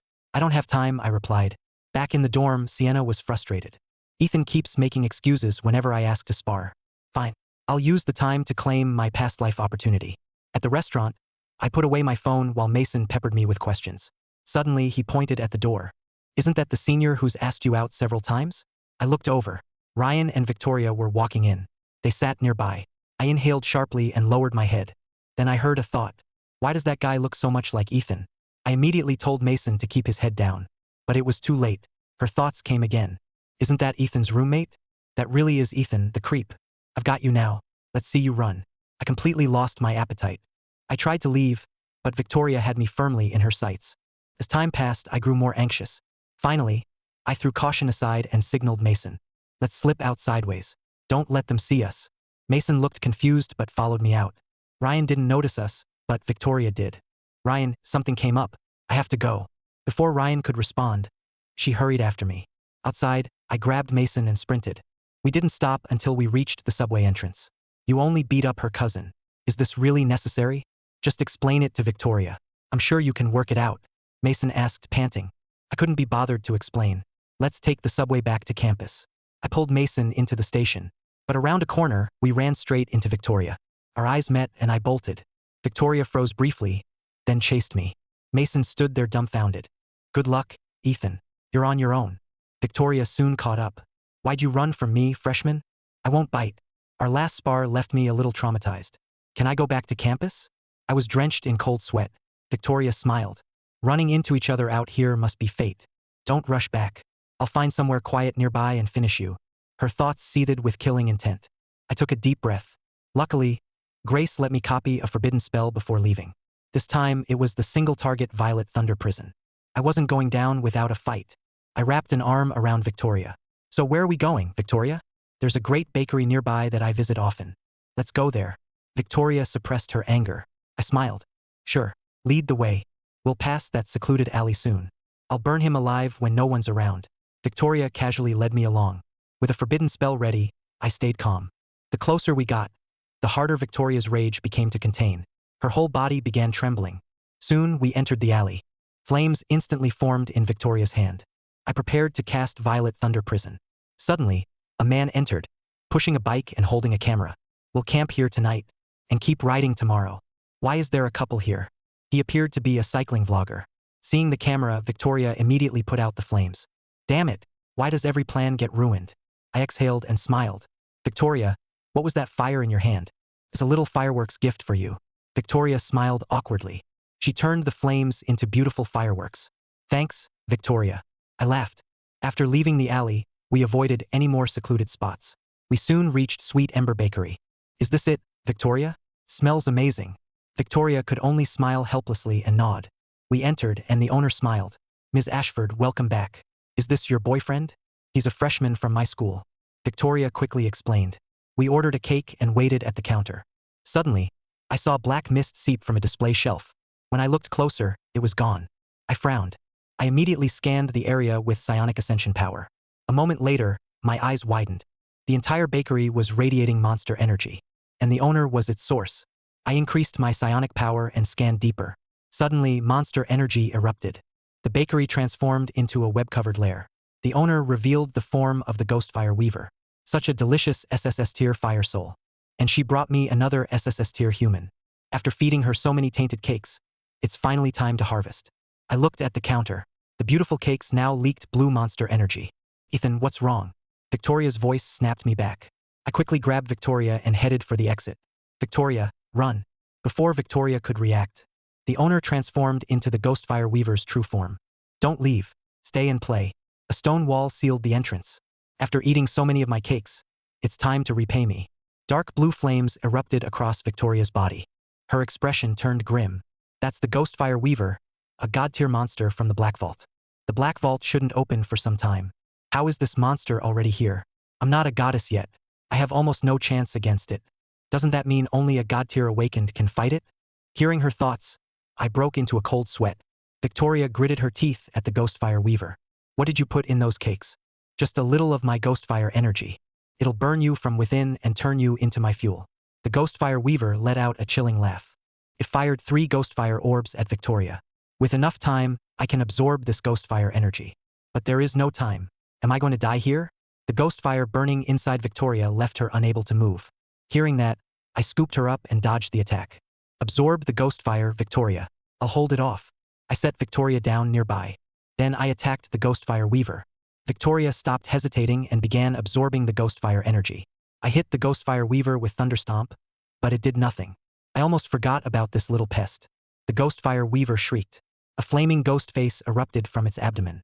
That ghost face attacks the soul directly. Looking at it will break his mind and leave him helpless. Victoria watched my fight closely, but I'd already looked straight at the apparition. If you're eager to die, I'll oblige. The Ghostfire Weaver roared and charged me. Psionic Ascension light erupted around me.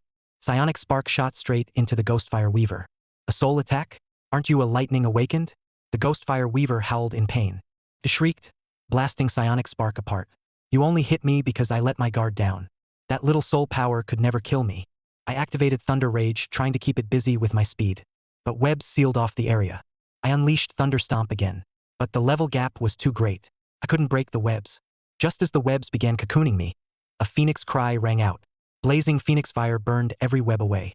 Phoenix fire surged around Victoria. The Ghostfire Weaver stared at her in disbelief.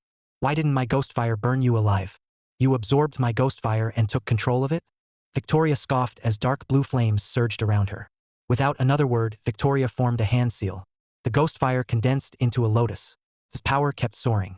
Once complete, it shot at the Ghostfire Weaver. Victoria watched nervously. Absorbed flames retain their source's power when released. In theory, this should kill it.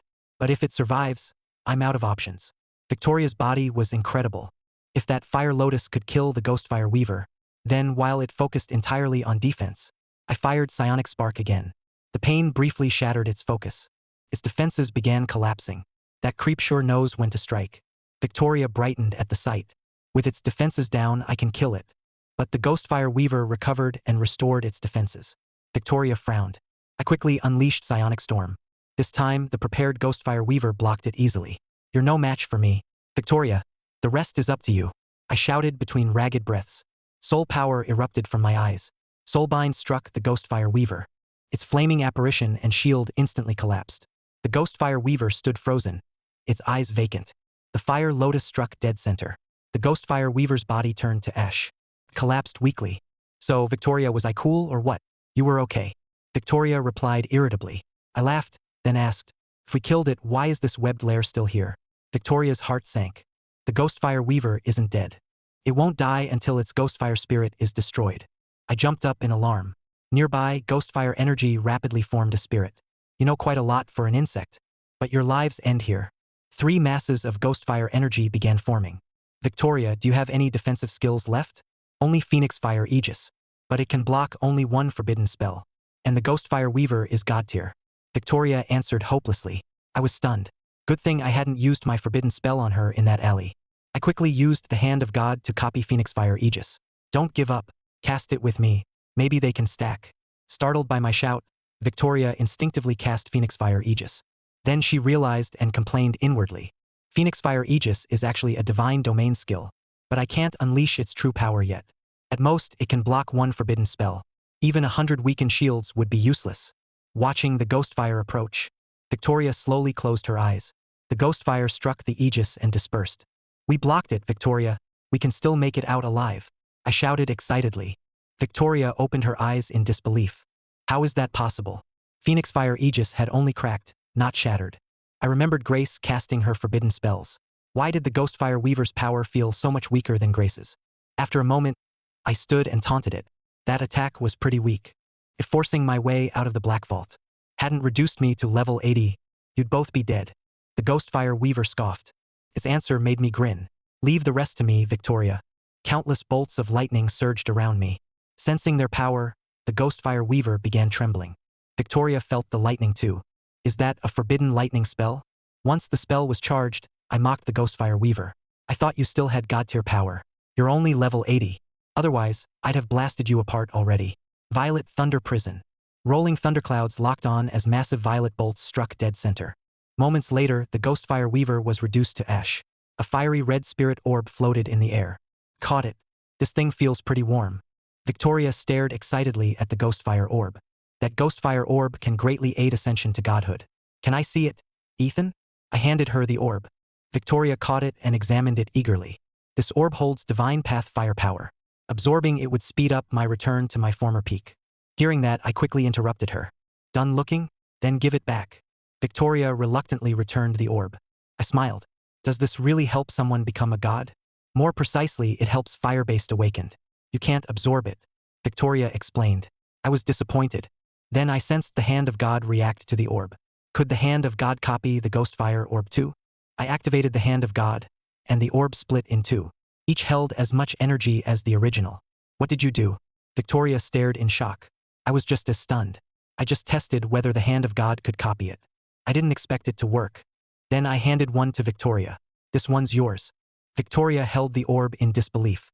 I checked the Hand of God's response again. The copy response was gone. Only Plunder remained. After a moment, I focused and activated Plunder.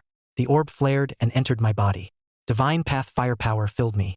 Did you just absorb the orb? Victoria's eyes widened. I looked delighted. Looks like it. What kind of power is the Hand of God? It defies everything we know about powers. Victoria couldn't help asking, do you feel any changes? I examined myself. I hadn't learned a new skill, but I felt close to understanding one. I seized that feeling and focused. Roaring flames engulfed me. Moments later, Phoenix Fire Aegis formed around me. Victoria's mind went blank, while I was ecstatic. Plundering elemental crystals doesn't use a plunder slot. Can even teach me new skills, though this one's weak. I wonder if it'll scale with my level. I smiled.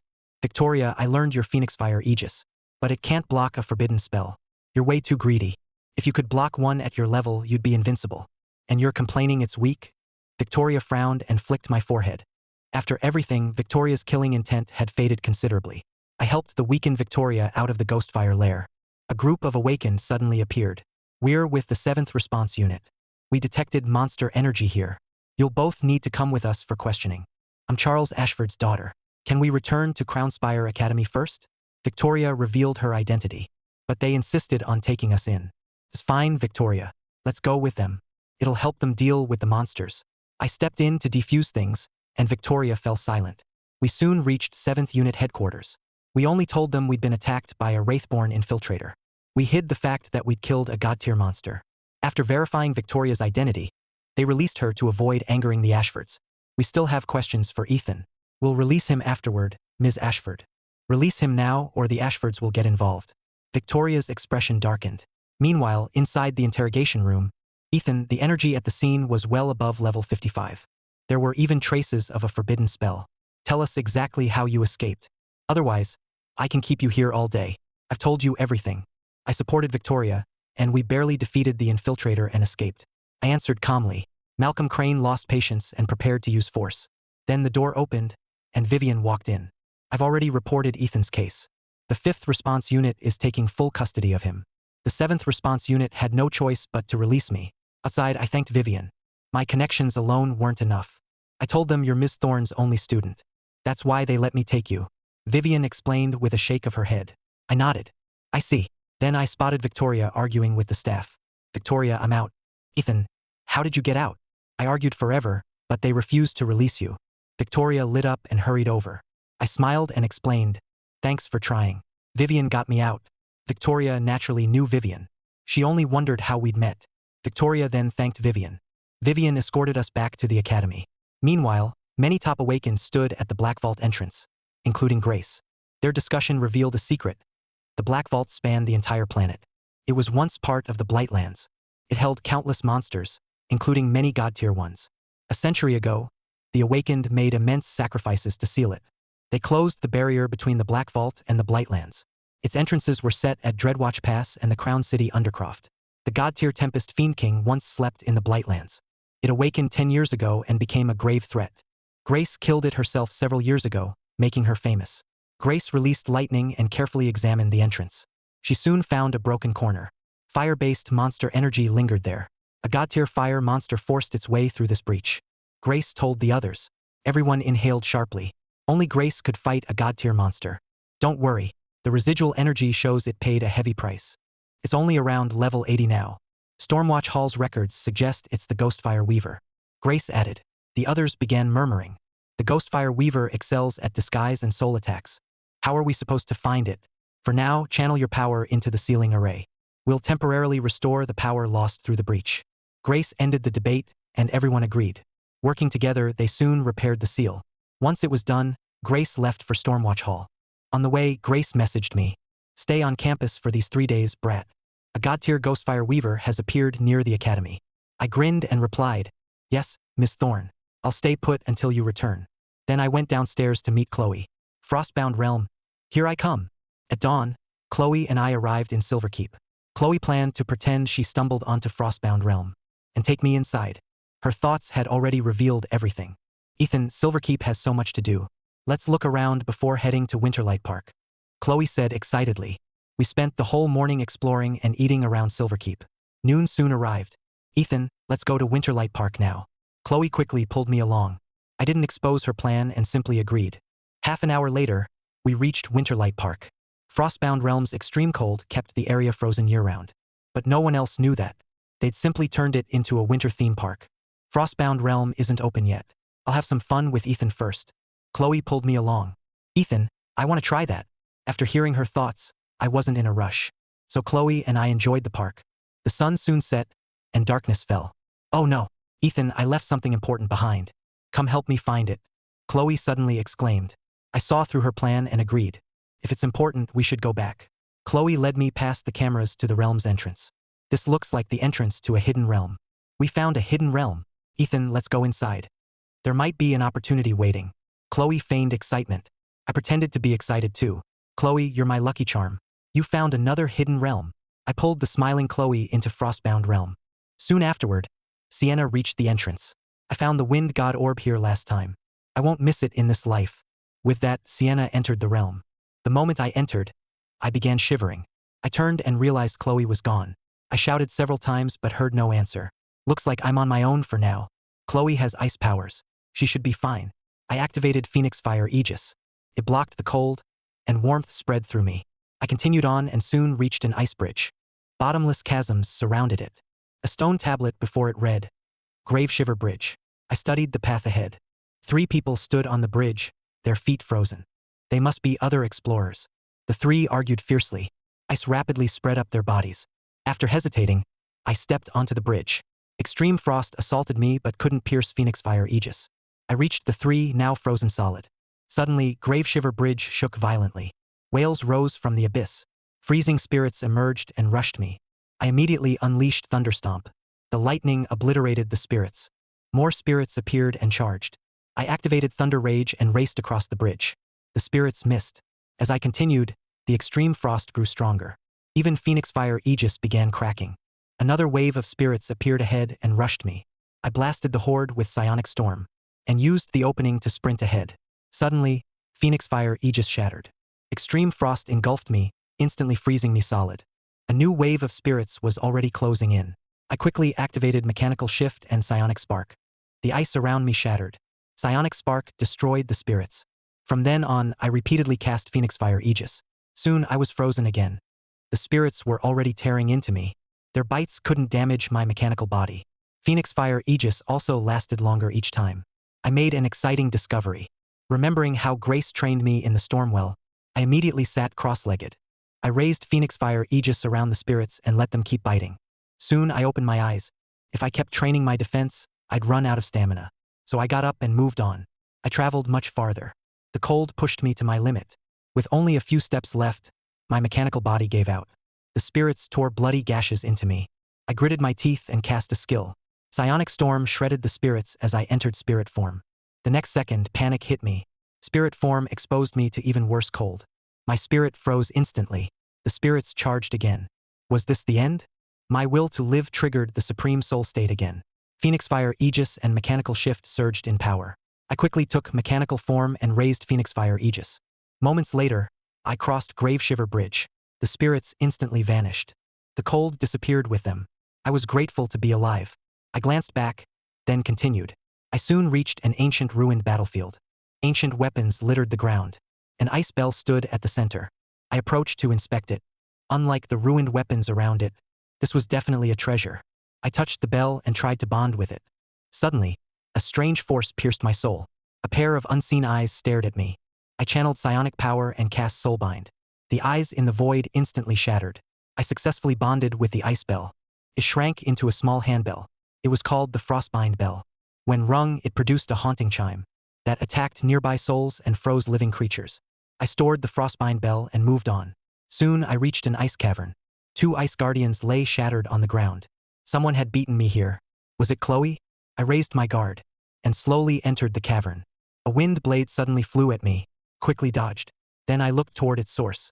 Chloe and Sienna were fighting over the treasures. Why was Sienna here too? This was trouble. This was trouble.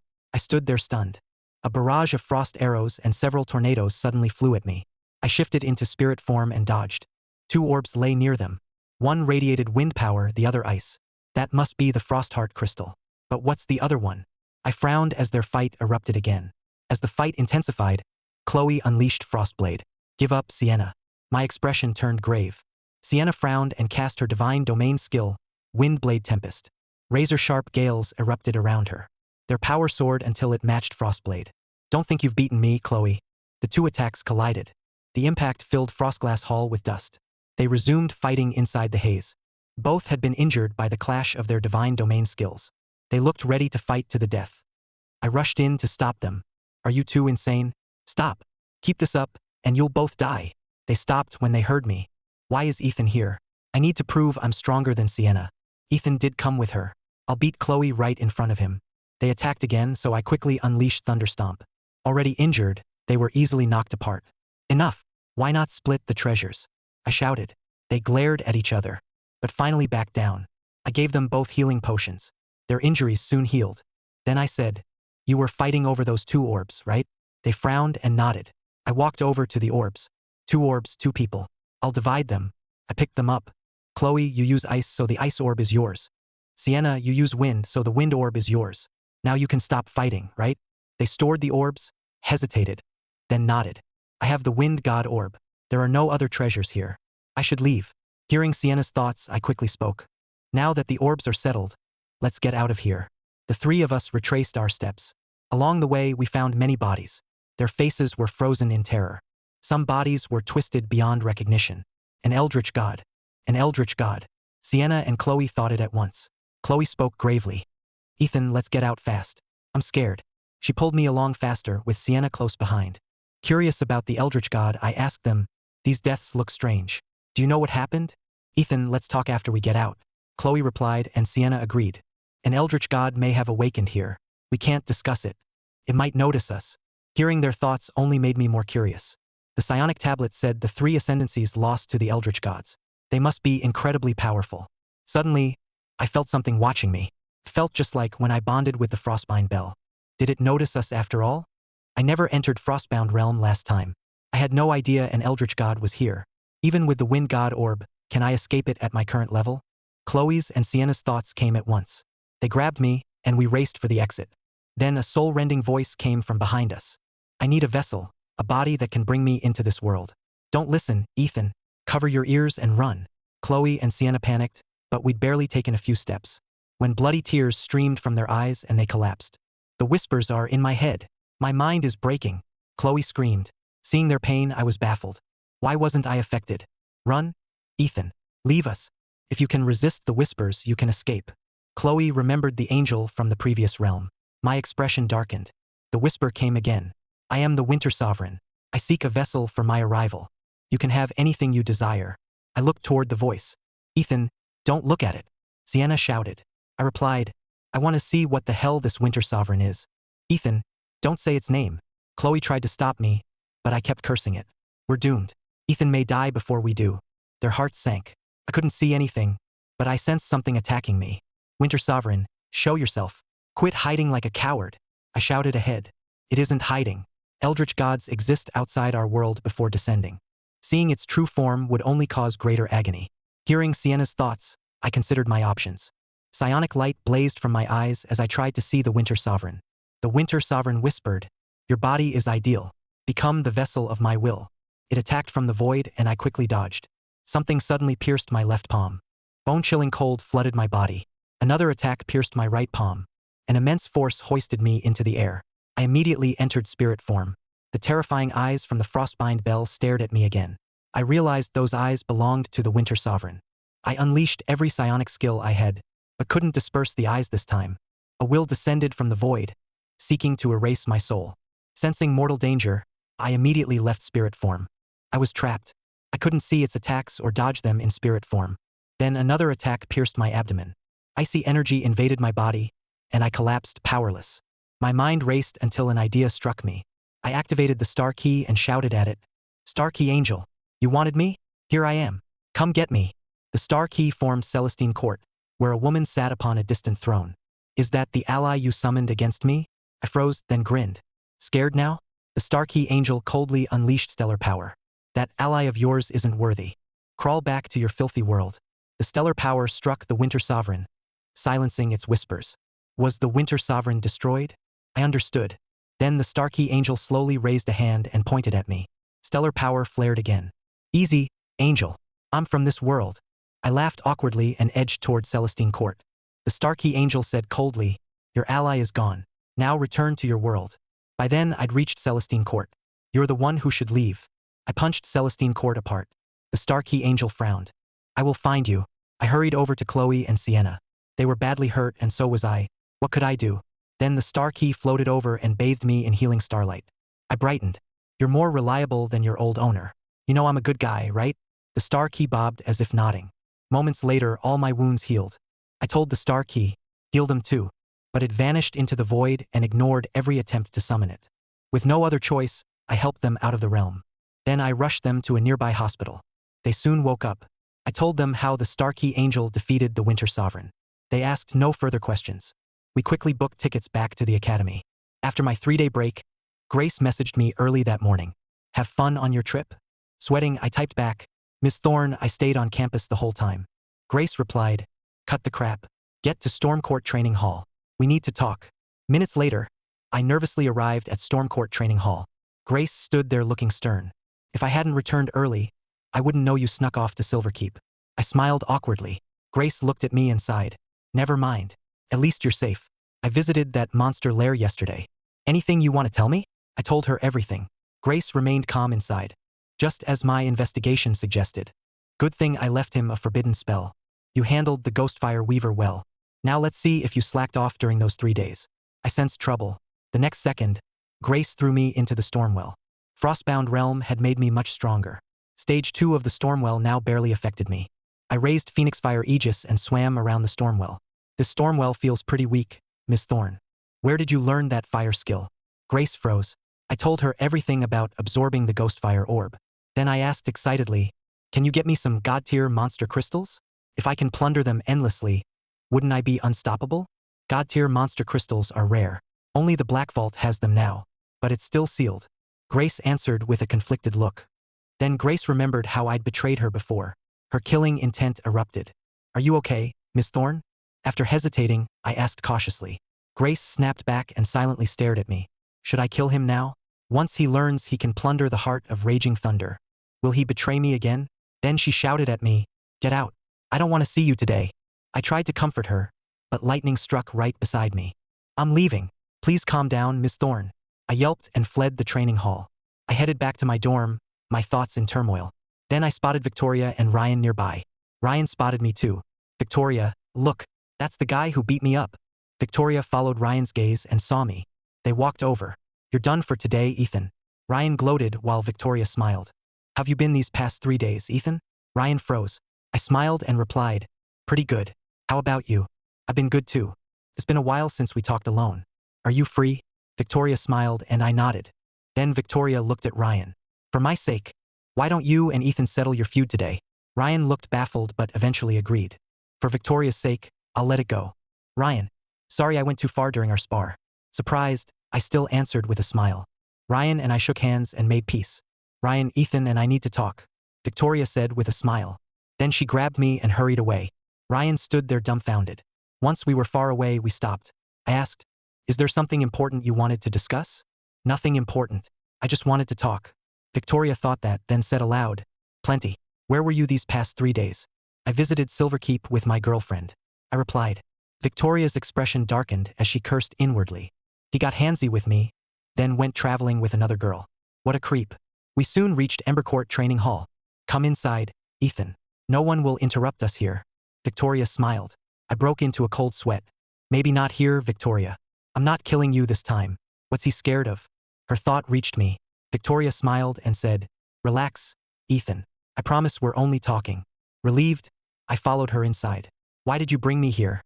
Ms. Thorne questioned me about the Ghostfire Weaver. She pressured me, so I told her the truth. I'm sorry, Ethan. Victoria explained. I reassured her. Don't blame yourself. She would have figured it out anyway. Ethan is so sweet. Victoria smiled inwardly, then said, I still haven't thanked you for saving me. Let me give you something. Anything you want. Anything? I grinned. Victoria nodded. Then can I have a kiss? Victoria looked embarrassed and annoyed. I laughed. Victoria, I was only kid. Before I finished, Victoria kissed me on the lips. Her face turned bright red. Satisfied? Don't tell anyone. Then she turned and fled, leaving me frozen. Did I just win her over? Early the next morning, Grace messaged me. Why aren't you here yet? I typed back. Didn't you say you didn't want to see me? Grace replied several minutes later. That was yesterday. Be at the North Gate in 10 minutes or else. I snapped awake and raced to the North Gate. Grace sat in a car outside, looking annoyed. Get in. Once inside, I asked, where are we training today, Miss Thorne? You'll see. Grace replied. We soon reached the entrance to a forest. Nervously, I asked, what is this place, Miss Thorne? Hollowshade Forest. Grace answered coldly. Grace had shut me out completely. I couldn't hear a single thought.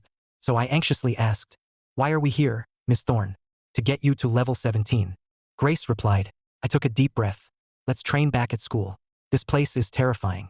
This forest is full of awakened beasts. Live combat will help you break through and gain experience. Now get in there. Grace frowned. Trembling, I entered the forest and looked around. A nearby bush rustled. I watched it cautiously. A flame-tusk boar suddenly charged out. I thought Grace was hiding there to ambush me. Relieved, I cast Lightning Wall. The boar hit the wall and dropped. That was pathetic. I hadn't even attacked. I stood there stunned. Grace was secretly protecting me from the shadows. But I had no idea. I built a fire and roasted the flame-tusk boar. Just as I was about to eat, a wolf howled. Several level 17 Azurefang wolves lunged at me. I sprang up and unleashed Thunderstomp. The impact knocked them down one after another. More howls rang out as an entire pack appeared. Many were already level 20. The wolves fired glowing crescent blades from their mouths. I dodged with Psionic Shift, then cast Lightning Wall. But several level 20 wolves joined forces and shattered it. The rest lunged at me, so I activated Thunder Rage and fled. After putting some distance between us, I stopped to catch my breath. Moments later, howls surrounded me again. If I couldn't run, I'd fight. Lightning surged around me. I unleashed skill after skill and battled the pack. The wolves in front soon fell dead. Come on, I roared with a grin. I prepared to charge the pack again. Then the wolves grouped together. They howled in unison and raised a glowing energy shield. Surprised, I unleashed Thunderstomp. The shield completely absorbed the impact. They can do that? My eyes widened. I waited to see their next move. Grace watched from the shadows with a smile. Ethan seems to be having fun. But if he doesn't finish this soon, that big one will catch up and complicate things. After watching them, I went all out. Agonized howls rang out. Every Azurefang wolf dropped dead. Killing that many nearly pushed me to level 17. I panted excitedly. Still, I needed to leave before more showed up. Grace smirked from the shadows. He took too long playing around. It's a little late to leave now. The big one's already here. A wolf's howl suddenly struck me with a soul attack. My mind reeled from the impact. A massive blue-gray wolf emerged. A level 25 Azure Moon Alpha. I frowned, entered spirit form, and fled. I needed to recover my stamina. The Azure Moon Alpha howled again. A new pack of Azurefang wolves appeared nearby. They ranged from level 20 to level 24. I kept running. I couldn't keep this up. Suddenly, another awakened beast roared deeper in Hollowshade Forest. An idea struck me. I turned solid and ran toward the sound. Come get me, mutt. Enraged, the Azure Moon Alpha roared. It fired a terrifying blue energy beam at me. Watching from the shadows, Grace prepared to save me. But an even larger sapphire tiger suddenly appeared. 2 cubs followed beside it. This brat's messing around again. Can't he give me a break? Grace laughed. As the beam approached, I entered spirit form and dodged. The beam struck the sapphire tiger instead. The tiger roared and fired a torrent of water. The wolf pack scrambled to defend against it. I used the opening to slip away. I found a safe spot and began recovering.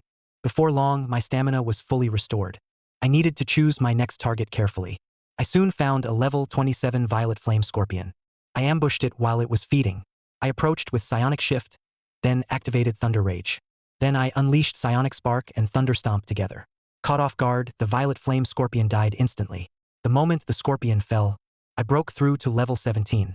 I quickly returned to safety and checked the Hand of God. This cooldown had dropped to 6 hours, just as expected. Then a massive crash came from nearby. Startled, I headed toward the noise. Grace was about to reveal herself and take me back. When I headed toward the sound, she followed. At the source, the sapphire tiger shielded its cubs. A male awakened watched from nearby. The Azure Moon Alpha stood beside him. Why wasn't the Alpha attacking him? It even seemed to obey him. As I wondered aloud, Grace suddenly appeared behind me. Because he's a beast tamer. He can tame awakened beasts and use them in battle. She scared me half to death. Miss Thorne, don't sneak up behind me like that. Grace merely smiled. Nearby, the beast tamer laughed. Today's my lucky day. First, an injured Azure Moon Alpha. Now, a badly wounded sapphire tiger. And it brought 2 cubs. If I tame a cub and raise it, it'll become stronger and more loyal than you ever could. The sapphire tiger roared furiously. A raging torrent shot from its mouth at the beast tamer. The beast tamer's expression darkened. If you won't hand over your cubs, don't blame me for getting rough. Azure Moon Alpha, attack. The Azure Moon Alpha threw back its head and howled. Its blue beam collided with the torrent. But the torrent instantly shattered it. The beast tamer cursed. Useless mutt. But the stronger you are, the more I want you. Go, Emberwing. The beast tamer raised his hand, and a red mark lit up on his palm. A massive red raptor flew from the mark. I turned to Grace. What's that mark on his palm? That's a beast bond mark, created when a beast tamer contracts a beast. It gives the beast a space to live. Grace patiently explained. I began thinking, could copying that skill let me contract an awakened beast too? Using the copied skill could directly summon the beast. And it wouldn't use a copy slot. I smiled and activated the Hand of God.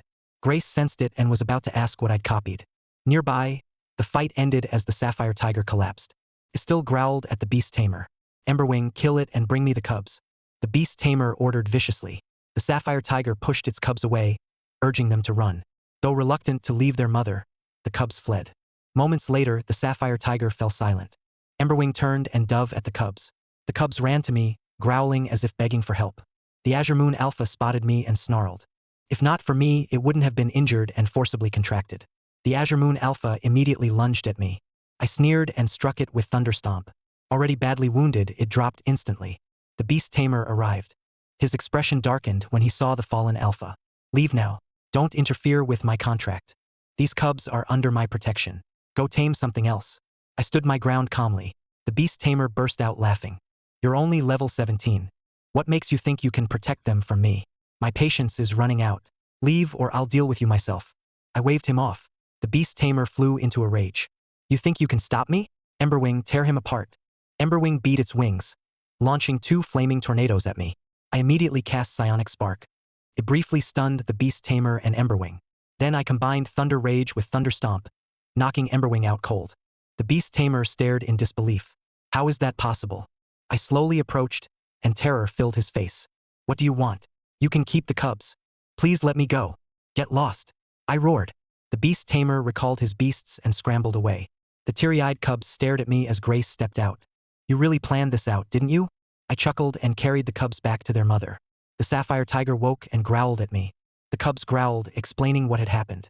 Their mother stopped growling and lay down weakly. I turned to Grace. Can you heal this sapphire tiger, Miss Thorne? Grace thought for a moment and took out a potion. Feed it this. I fed it the potion, and its wounds soon healed. The two cubs circled around me. I wondered whether to contract one. They sensed the contract energy. One cub growled softly at its mother. It seemed to want to follow me and repay the favor. The mother growled back, then nodded. The cub nuzzled its mother, then toddled over to me. You want to come with me, little guy? I was thrilled. The cub nodded.